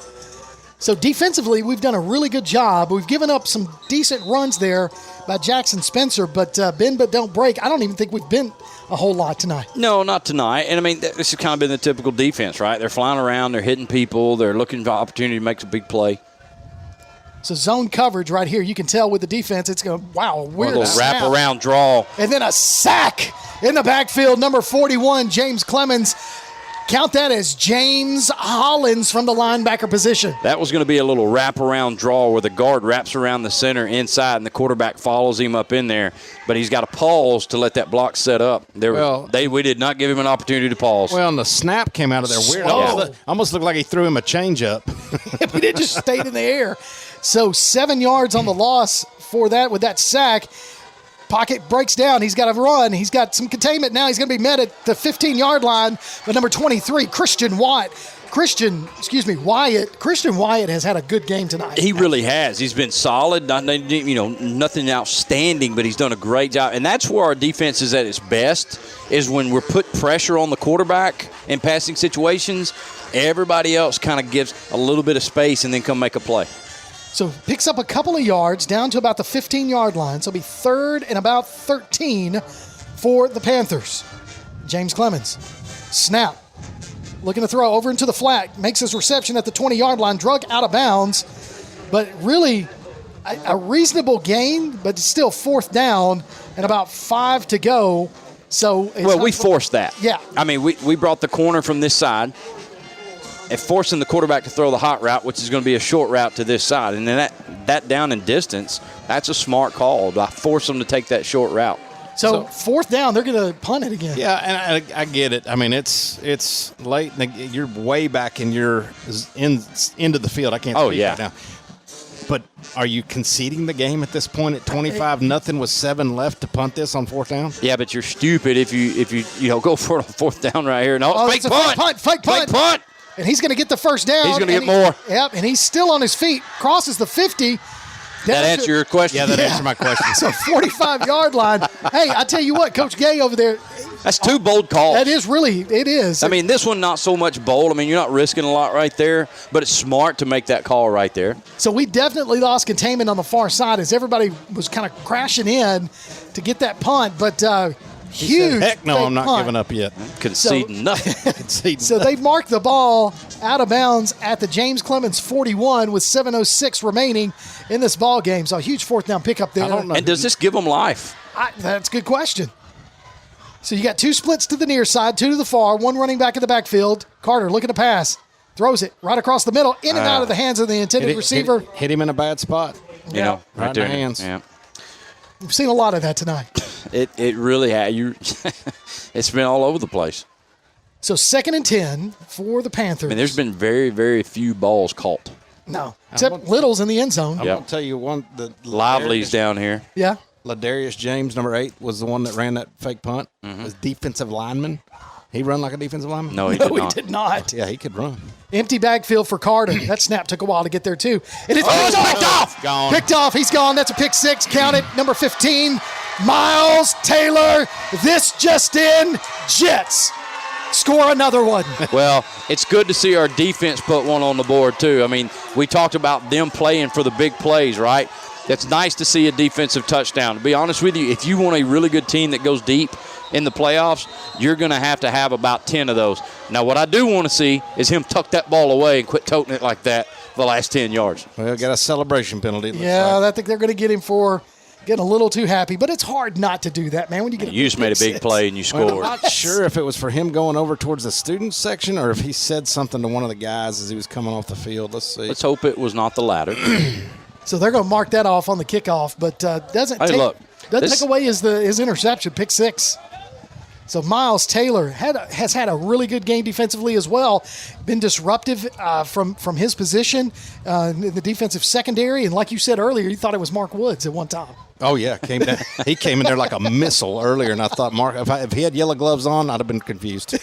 So Ortiz lines up. Snap, kick up. There's that one. was good. There's what it's one. supposed to look like. Yeah, well, that was still trouble with the hold, but he got it down. So with 6:49 remaining in this ball game, after the pick 6, your Jets 33, your Panthers nothing. 32, your Panthers nothing. We'll take a break. When we come back, we'll have some more fourth quarter action right here on PAS Plus. We know you want to look good. Chopping Blades Barbershop knows it too, and they're passionate about making their clients look great. Men, women, kids, doesn't matter. You can just walk on in their location at 7985 Highway 72 Suite 2 in Madison or call 256-325-3230. Check out Chopping Blades on Facebook too. Chopping Blades Barbershop. Whether you have college recruitment or simply memorabilia in mind, let Social Gimmicks capture them with a cinematic highlight reel. Social Gimmicks is redefining Southern sports media with a distinctive flair. Contact Social Gimmicks with a Z online at socialgimmicks.mypixieset.com. Social Gimmicks, the essence of athleticism. Welcome back to James Clemens Football on PAS Plus. 32-0 is your score. 6:49 remaining as they're going to assess the penalty, unsportsmanlike penalty, off on the kickoff. And it's going to be fielded at about the 20-yard line by Huntsville. As Carter's looking for some room, and he does, bounces it to the 40, down to the 50, goes out of bounds at the 50-yard line. So good field position there. And now another penalty flag on the play. Oh, man, just got, the rain really starting to come down more now, and the play's been sloppy. Let's not finish it like this. So let's see what the call is and who's it against, but good return there by Huntsville. Multiple flags on the play. Yeah. I think we might have had a little extracurricular among a few men. It's getting to that point. Yeah. Well, act the part. Well, there's some frustration on that other side. Those guys have had 3 wins, and have been successful. Hard to face reality. It is. You come in here tonight and you face an opponent that is a little bit better, and more battle tested. More battle tested for sure, and then the elements just are frustrating. Oh yeah. The elements are frustrating. Even if it feels better if you're winning. You don't mind as much. Yeah. But when things aren't going your way and you're wet and you win, it's just, that's tough. So the unsportsmanlike conduct penalty is called against the Jets, which is going to give Huntsville first and 10 from their 34. Did we have from the two of them? 34. No. Oh, no, because we had the big return. Yeah. So handoff up the middle to number 5. Going to put in some substitutions for Huntsville. That is Dawkins, Cinco Dawkins. Also in at quarterback is Wyatt Smith. Did you just say Cinco Dawkins? Yeah, Cinco Dawkins. Number 5, Cinco Dawkins? Yeah, how That's about that? totally appropriate. Cinco de Mayo Dawkins. So Dawkins and Wyatt Smith is your quarterback. They're in the backfield. So Coach Gay going with a different lineup to start this drive. Handed it off to Dawkins again. He's pushing his way forward. Picks up the first down as he gets down to inside the 25, down to about the 23-yard line. So first and 10, Huntsville, with 6:05 remaining in this ballgame. 6:05, and look, selfishly, I'd love to keep a shutout right here. So the officials decided to call a timeout. Yeah, well, they need a break. So we'll take a break as well. You're listening to Jets Football on PAS+. One of the worst feelings you can have is that of being stranded. Well, BT's Towing, Tire, and Truck Repair makes that a thing of the past with 24/7 towing services and roadside assistance in the northern Alabama and southern Tennessee areas. But that's not all. They also offer truck and trailer repair, mobile welding, brake service and repair, new and used tires, and other major and minor repairs. Their name says it all, BT's Towing, Tire, and Truck Repair. For 24/7 response, call 497-8234. That's 497-8234. BT's Towing, Tire, and Truck Repair.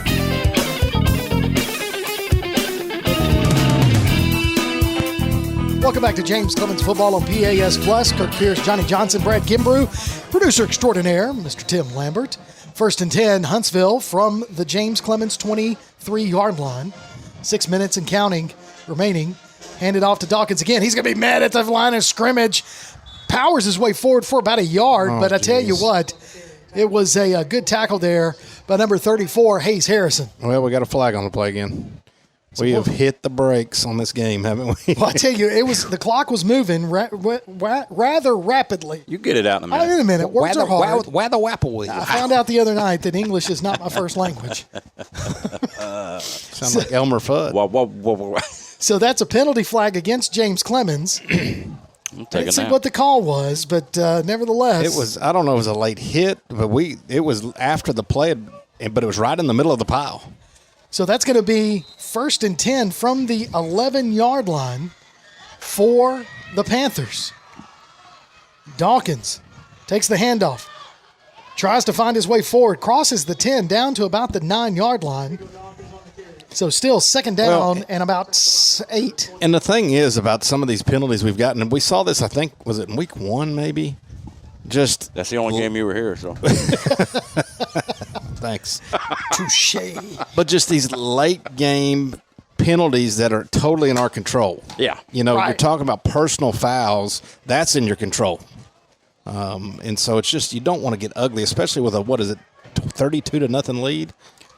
So Dawkins in the backfield. Going to hand it off to Carter, number 17. He's going to be wrapped up in the backfield and drugged from behind, and it's going to be a horse collar. What a play, though. I tell you, that's tough right there because he was brought down in the backfield. I think that was number 42. No, 41. 41, James Hollins. But he got a little bit of the shoulder pad on a horse collar, and another penalty against James Clemens, and that's going to give Huntsville first and goal. Well, and he's had a good half. Game. He's had a good game. I was going to say the second half's really going too fast. He wanted to slow it down a little bit for us. Well, I understand. So Dawkins is your running back. So they're going to say second down. They're going to move it up to about. Oh, he's going to run it up the middle. Does he get the first down? It looks like it. He did. So, nope, third down. They're going to say third and about half a yard. Ball on the ground. On the ground. And Still on the ground. Still wet. I think he picked it up. I tell you, man. Wow. And that missed snap. Yep, we got it. Now, That's James Clemens, football. another turnover there. Takeaway by the defense with another fumble recovery. I don't know how many guys touched that ball, but it looked like about 4 guys following each other down an old slip and slide. Do you remember them? Oh, yeah. Oh, my God. Everybody hit it at one time. How much fun is that? But everybody trying to scoop and score that ball, and they're just sliding over each other. So Clay Coleman puts a nice little scene from one of the Avengers movies where Hulk, the Hulk takes Hulk Hogan? The Incredible Hulk. No, just the green one. The Incredible Hulk takes Loki with the Huntsville face mask. How did I forget about? So the other day when we were hanging out, and we were talking about TV shows from our era, right? My TV shows are, The A-Team, Airwolf, Dukes of Hazzard, Knight Rider. How did I forget about the Incredible Hulk? Like the Bill Bixby Incredible Hulk, Lou Ferrigno. So, okay, little confusion out there. We thought we had the ball. It's my fault. Why didn't we? Not. Well, now the white hat signaled James Clemens' And ball. now he just overturned that. And why is it? Do we have a penalty? There was a penalty on the play. It's and convenient. that gives Huntsville first and goal Wish I from knew the what that one. was. I missed all that because I was fired watching the up about the Jumbotron. Folks, I apologize. That's what I get. I got to quit watching Clay Coleman's Jumbotron. After he signaled it was our ball. Now all of a sudden they got it on the one. So first and goal for Huntsville from the James Clemens 1. Going to hand it off to Dawkins. He's going to be met in the backfield by number 41 again. James Hollins. He is coming off that edge in a hurry. So a loss of about a half a yard. So second and goal. Trying to preserve this shutout. 32-0 your score with 4:19 and counting. Well, we had it preserved. We did. God. So now another timeout on the field. Well, why not? I mean. And so that's going to be a James Clemens timeout. With 4:13 remaining in the fourth quarter. We'll take another break. When we come back, more fourth quarter action right here on PAS Plus. Local sports are brought to you in part by Limestone County Commission Chairman Colin Daly. Visit the County Commission page at limestonecounty-al.gov to keep up with what's going on in the county and find out what ranks us in the top 5% in the state. You can also call Colin at 256-233-6400 or on his cell phone at 256-800-4544.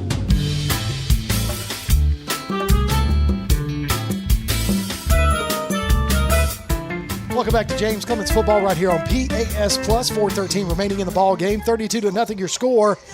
And Huntsville with an opportunity here to get some points on the board finally as it's second and goal from about the 1.5 yard line. And the defense trying to preserve this shutout. But I tell you what, you mentioned it just a second ago. James Hollins from the linebacker position, that junior, is shooting from the outside. And, man, he's getting in that Been playing backfield. hard. A lot of defensive guys have. And it's rain-filled, sloppy Friday night here in Madison.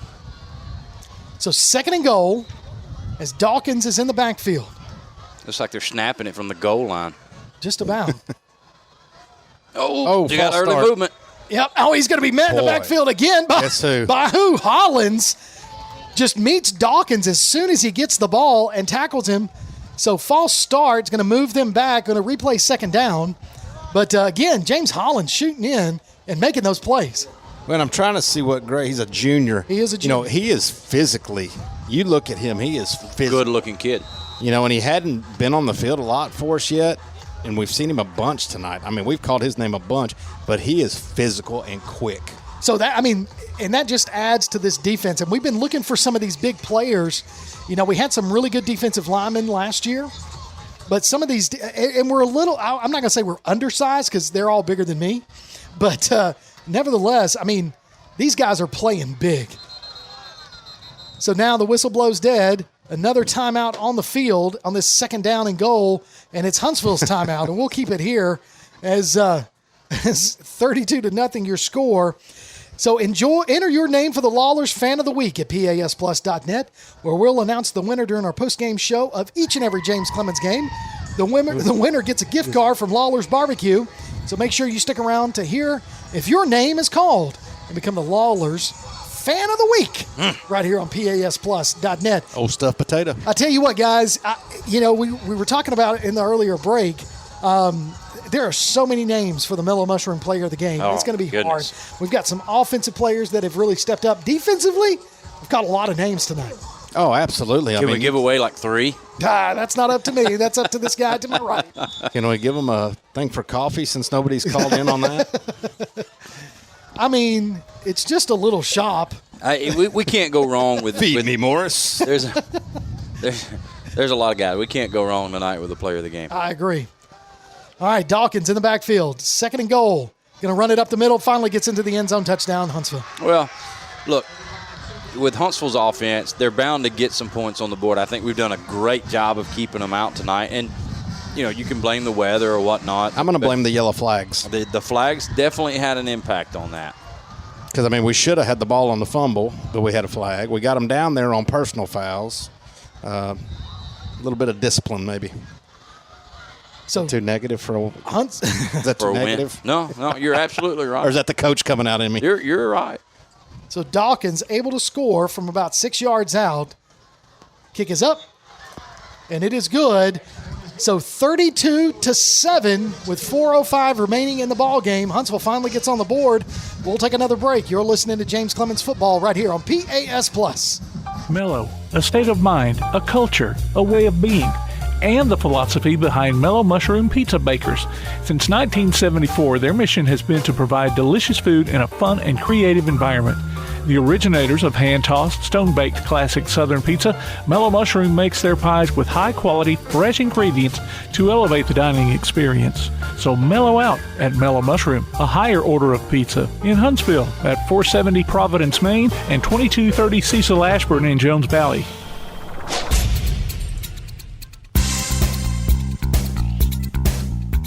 Welcome back to James Clemens Football on PAS Plus. As we get ready for some more fourth quarter action, 4:05 remaining, 32-7 your score. James Clemens on top.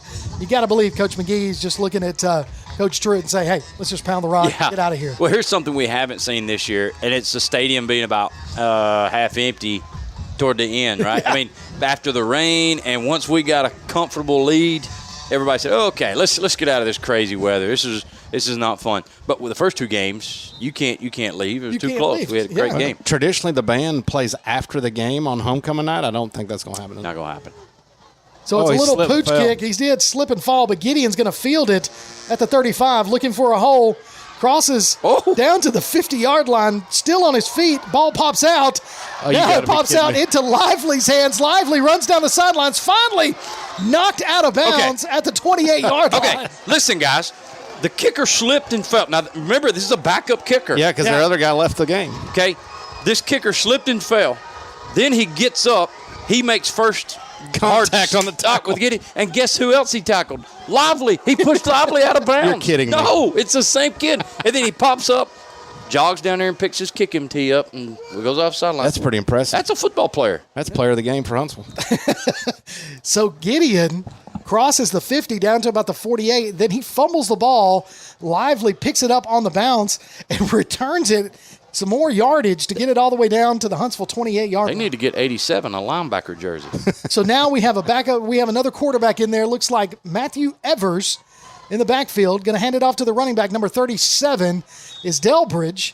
You know that Evers kid, don't you, Coach? Yeah, he's a pretty good little baseball player. Sophomore for us, and he's going to be a good quarterback, too. He does a good job for them, just a sophomore.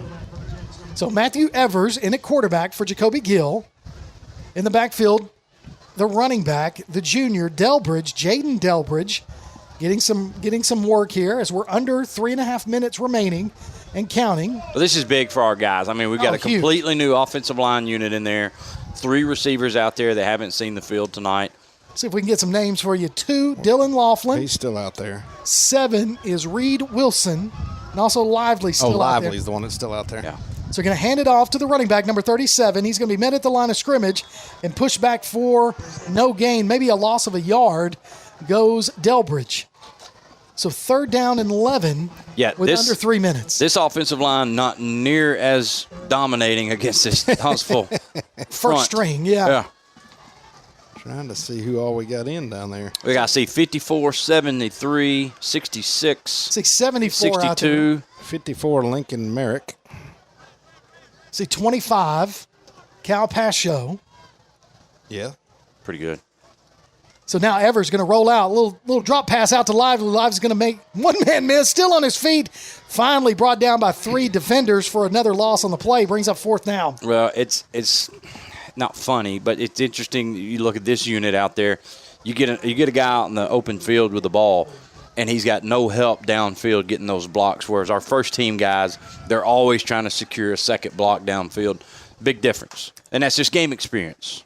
So 4th down and about 13, 100%, Coach, and that's what you want.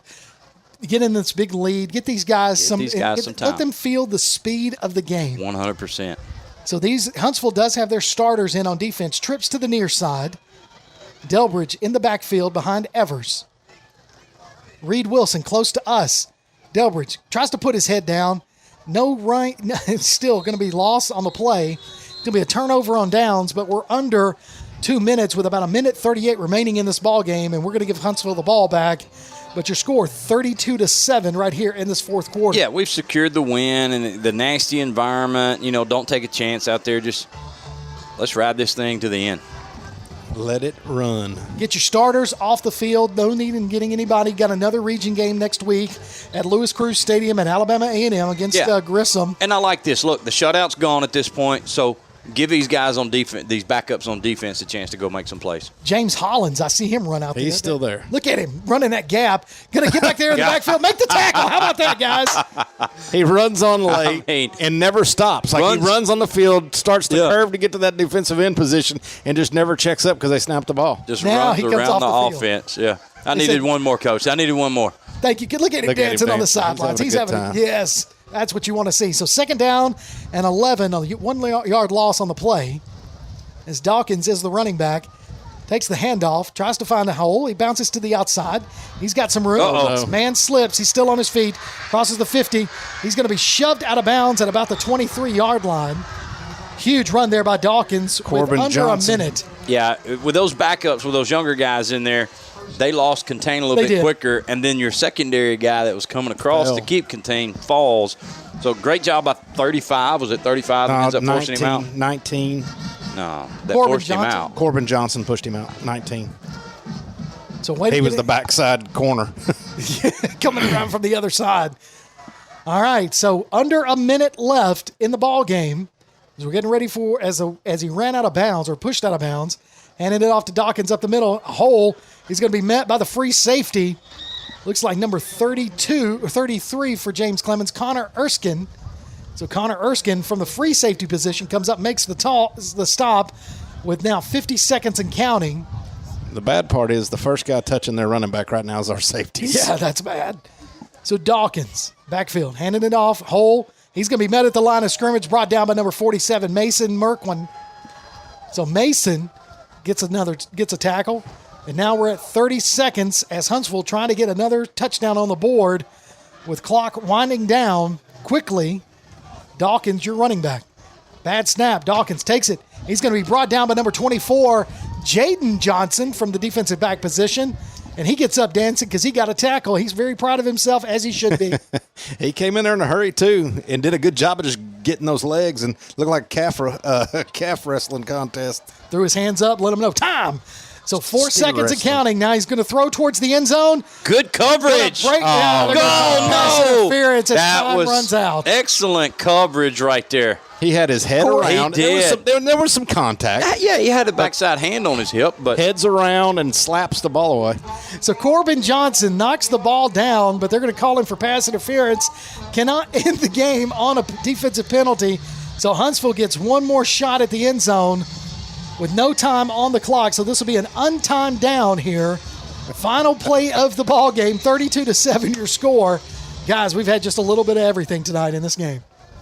Well, what's funny, I'm sorry, I'm caught up in the Jumbotron again. I wonder how long they're going to let Clay play that one where it looks like the referee on the scoreboard with the Charlie Brown teacher talking. It's a low snap, going to be tackled in the backfield, ball's on the ground. They're going to recover it. That is your ball game. Your final score, James Clemens 32, Huntsville 7. Another huge region win for Coach McGee, and they are 3-0 on the season, 2-0 in region play. And so congratulations to Coach McGee and the James Clemens Jets. We'll take a break. When we come back, we'll have our postgame show. You're listening to James Clemens Football on PAS+. Are pests invading your home or business? Mosquitoes embedded on your property? Maybe excessive crawl space moisture has attracted unwanted visitors. Then call Red Hawk Pest Control, offering residential and commercial pest control, mosquito and brown recluse management, stinging insect control, foundation vents, and many other services to North Alabama and Southern Tennessee. Red Hawk aims to be more than just a service provider. They want to build a long-term relationship with each customer. Call Red Hawk Pest Control at 256-975-8817. Visit them on Facebook or online at redhawkpestcontrol.com. Mellow, a state of mind, a culture, a way of being, and the philosophy behind Mellow Mushroom Pizza Bakers. Since 1974, their mission has been to provide delicious food in a fun and creative environment. The originators of hand-tossed, stone-baked classic Southern pizza, Mellow Mushroom makes their pies with high-quality, fresh ingredients to elevate the dining experience. So mellow out at Mellow Mushroom, a higher order of pizza, in Huntsville at 470 Providence, Maine, and 2230 Cecil Ashburn in Jones Valley. North Alabama Gas District has provided safe, reliable, and economical natural gas service to Madison and surrounding areas of Limestone County for over 40 years. However, accidents and leaks do sometimes occur. If you smell odors similar to rotten eggs or notice other possible signs of a gas leak, such as a fire or explosion, a blowing or hissing sound, or blowing dust or bubbling water, leave the area immediately, avoid ignition sources, warn others, and from a safe location, contact us immediately at 256-772-0227. And remember to call 811 before you dig. North Alabama Gas District, we take safety seriously. One of the worst feelings you can have is that of being stranded. Well, BT's Towing, Tire, and Truck Repair makes that a thing of the past, with 24/7 towing services and roadside assistance in the northern Alabama and southern Tennessee areas. But that's not all. They also offer truck and trailer repair, mobile welding, brake service and repair, new and used tires, and other major and minor repairs. Their name says it all, BT's Towing, Tire, and Truck Repair. For 24/7 response, call 497-8234. That's 497-8234. BT's Towing, Tire, and Truck Repair.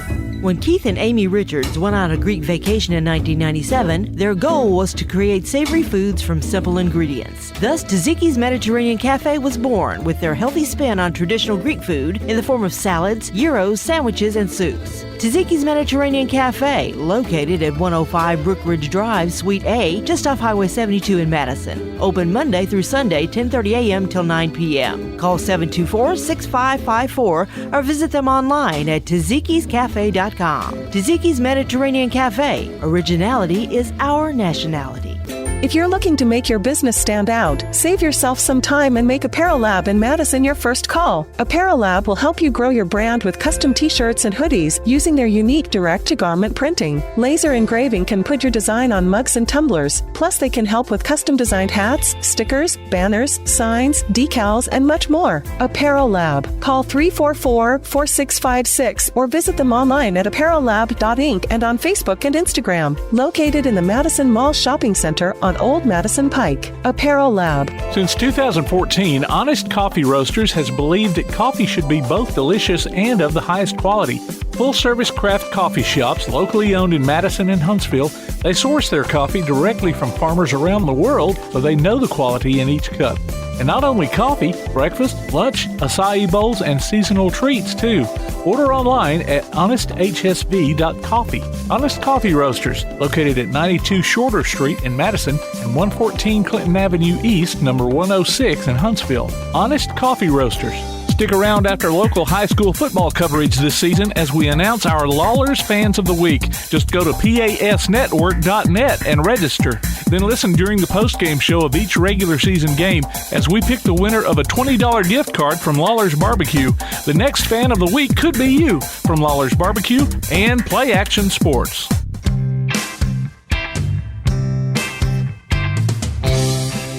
Welcome back to James Clemens Football on PAS Plus. James Clemens 32, Huntsville 7 on homecoming night, on a wet homecoming night, as the rain is still kind of coming down a little bit. The wind's still blowing, but the final score 32-7, and it was exactly what we thought. It was going to be pretty much a running game for both teams. We saw some passes, really only one successful, as James Clemens able to score on a touchdown pass to A.J. Little, 18-yard touchdown pass towards the end of the second quarter. But again, M.J. Gideon with some big runs tonight. He scored on a 3-yard touchdown, and then, of course, he had another one in the third quarter. So MJ continues on his scoring streak. Cam Berry able to punch into the end zone. He had one 57-yard touchdown run called back on a holding. So a lot of penalties tonight offensively, Coach Johnson. That's something that we've seen over the course of the past 3 games as we move to 2-0 in Region 4 action, 3-0 overall.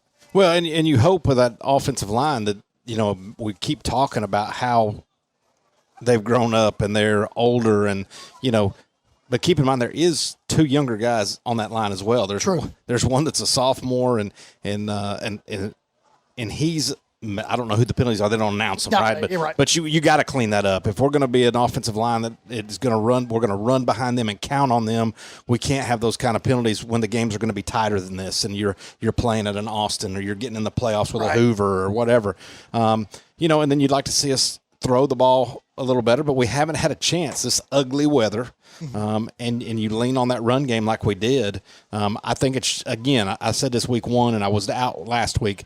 It's just a matter of time before Doty, Little, Gill all get going. And if you get that going with the run game we're getting right now, we are really, really dangerous offensively. Yeah, that's going to be a tough offense for anybody to deal with. You get those guys that can stretch the field or just make plays with the ball in their hands in open field. Oh, yeah. And then what are you going to do when you can't stack the box against Cam Berry and M.J. Gideon? And when Gill starts finding those guys in open field, it is going to be really, really tough. That's going to give defense coordinators nightmares. And then the other thing, you've got 2 offensive weapons in the backfield with Berry and Gideon.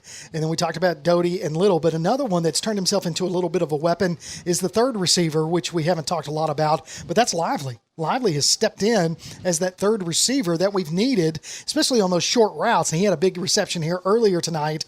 And we saw him make some big plays last week, Coach.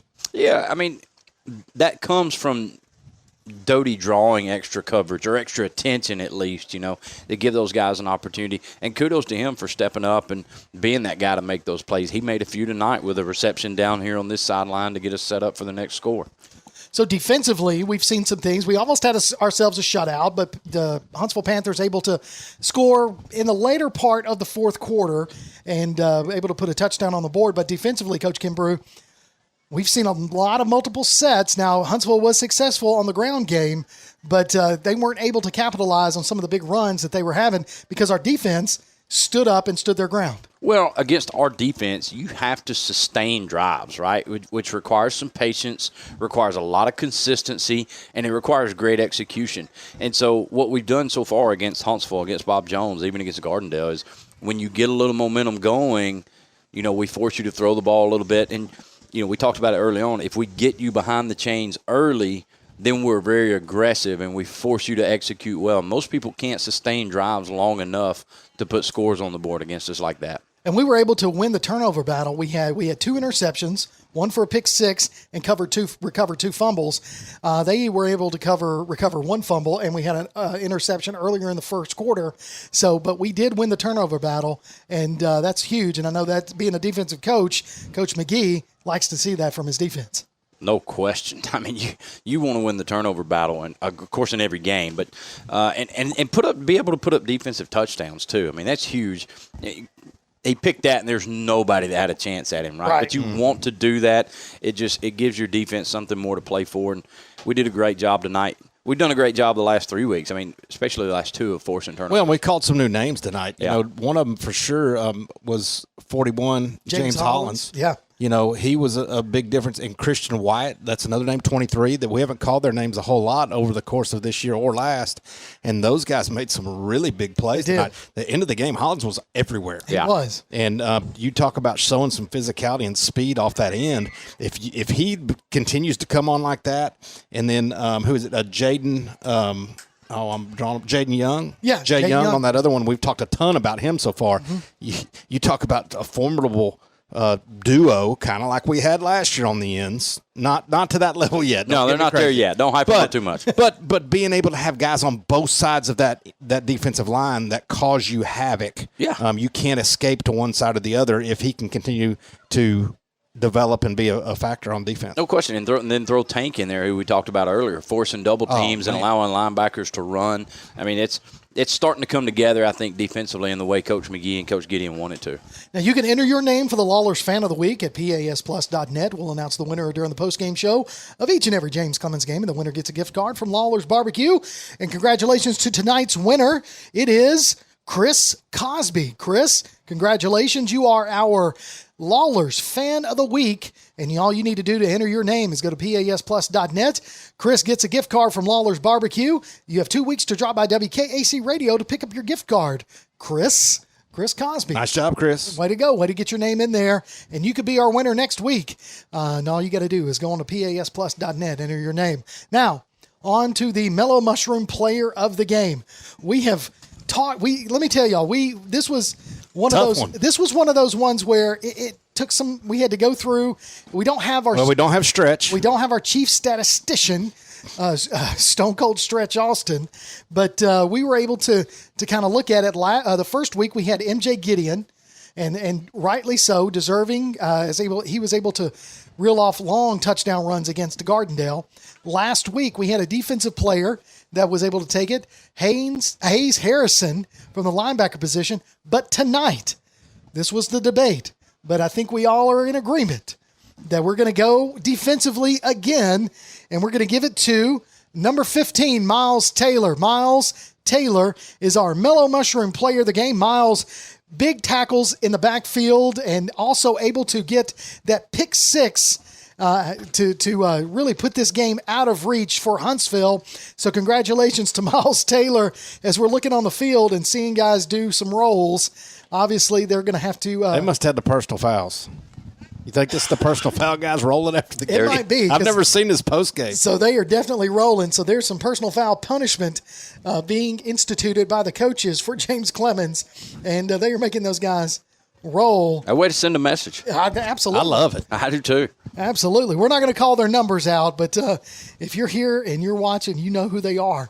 So congratulations to Miles Taylor, our Mellow Mushroom Player of the Game. Coach Johnson. Think about what he did right there. Yeah, I mean, that was kind of a little bit of a nail in the coffin when he got that pick six. Big time. Because we'd kind of stalled a little bit on offense and given them some hope, and then all of a sudden hit that pick six, and it was like, okay, this is over. So I don't know if y'all are watching this, but there's people with their, of course, we live in the phone age, and they are recording. They were recording till they got called off, but they were recording the punishment down there. So they're rolling 100 yards. They rolled to the 50. One of them's cheating. I'm just going to be honest. He's going up on them elbows. That's not a real roll. He's not going to throw up like he should. So, Coach Johnson, final thoughts for tonight. Man, it's fun to be back in the booth. I hate I missed last week, but did for a good reason, like we said. But, man, it was great to be back. Sloppy game. I'm proud of the way our guys competed. And really, you don't know. Huntsville does come in here 3-0. It's a region game. You like to think that you're the better team, and you go in confident, but you don't know till you strap it on. And we took control early, I felt like, and really controlled most of this game. And outside of some self-inflicted wounds, I felt like our team was in control. I think control is exactly right. We established that early on, and then even with the crazy things that happened, the onside kick, the penalties and whatnot, we maintained that control through it all. And speaking of the onside kick, we want to wish that young man well who was carted off earlier to see to his injuries and receive service. The training staff said he was alert, responsive, and moving when he was transported. So we wish him a quick recovery as well. Yeah, Jack Masservy is his name for Huntsville. So glad to hear that. That's definitely some good news, and glad he was able to. And I mean, he recovered the onside kick too. So he did. He did a great job. He executed it perfectly. Right there. So well, I mean, this is big for us. We talked about it at halftime while you were gone. Getting through these first couple weeks, the first game. Then the bye week, then the big rivalry game, then homecoming week.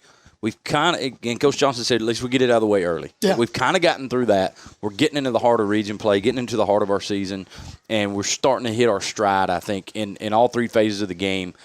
even in this rain-filled evening, we look really good in all three phases. I think so. Even with the mishaps that happen here and there, like the extra points, and things that go on. We look really good in all three phases. Well, and now it can just be football. Yes. Like we talked about, the distractions are over, and now it's just football the rest of the way. So listen to us Tuesday night. I want to remind you, you can join us at Walk On Sports Bistro on Highway 72 in Madison for the Wingmen podcast. Oh, yeah. Well, we'll all be there and talking to some of the coaches and some of the players and some special guests that will have us there at Walk On Sports Bistro and looking forward to that. So you can join us. And also you can join us next Friday night right here on PAS Plus as we'll be at Louis Cruz Stadium for another Region 4 matchup against Grissom. Mm-hmm. So the Grissom team took this Huntsville team to the wire last week, but I think they lost big tonight against the other school. And unfortunately, but doesn't matter. It's Region 4 action, and we got to get that win next week. Well, we know what Bob Jones does offensively, right? So I can only imagine on a rainy night like this, they probably just pounded the ball. And they've probably got a sour taste in their mouth. Sure. From last week. So feeling like they should have come out of here with a win and didn't. So I kind of feel sorry for Grissom on the receiving end of that. So congratulations to our Lawler's Fan of the Week, Chris Cosby. You are the gift card recipient for Lawler's Barbecue as our Lawler's Fan of the Week. And we also want to congratulate again our Mellow Mushroom Player of the Game, Miles Taylor.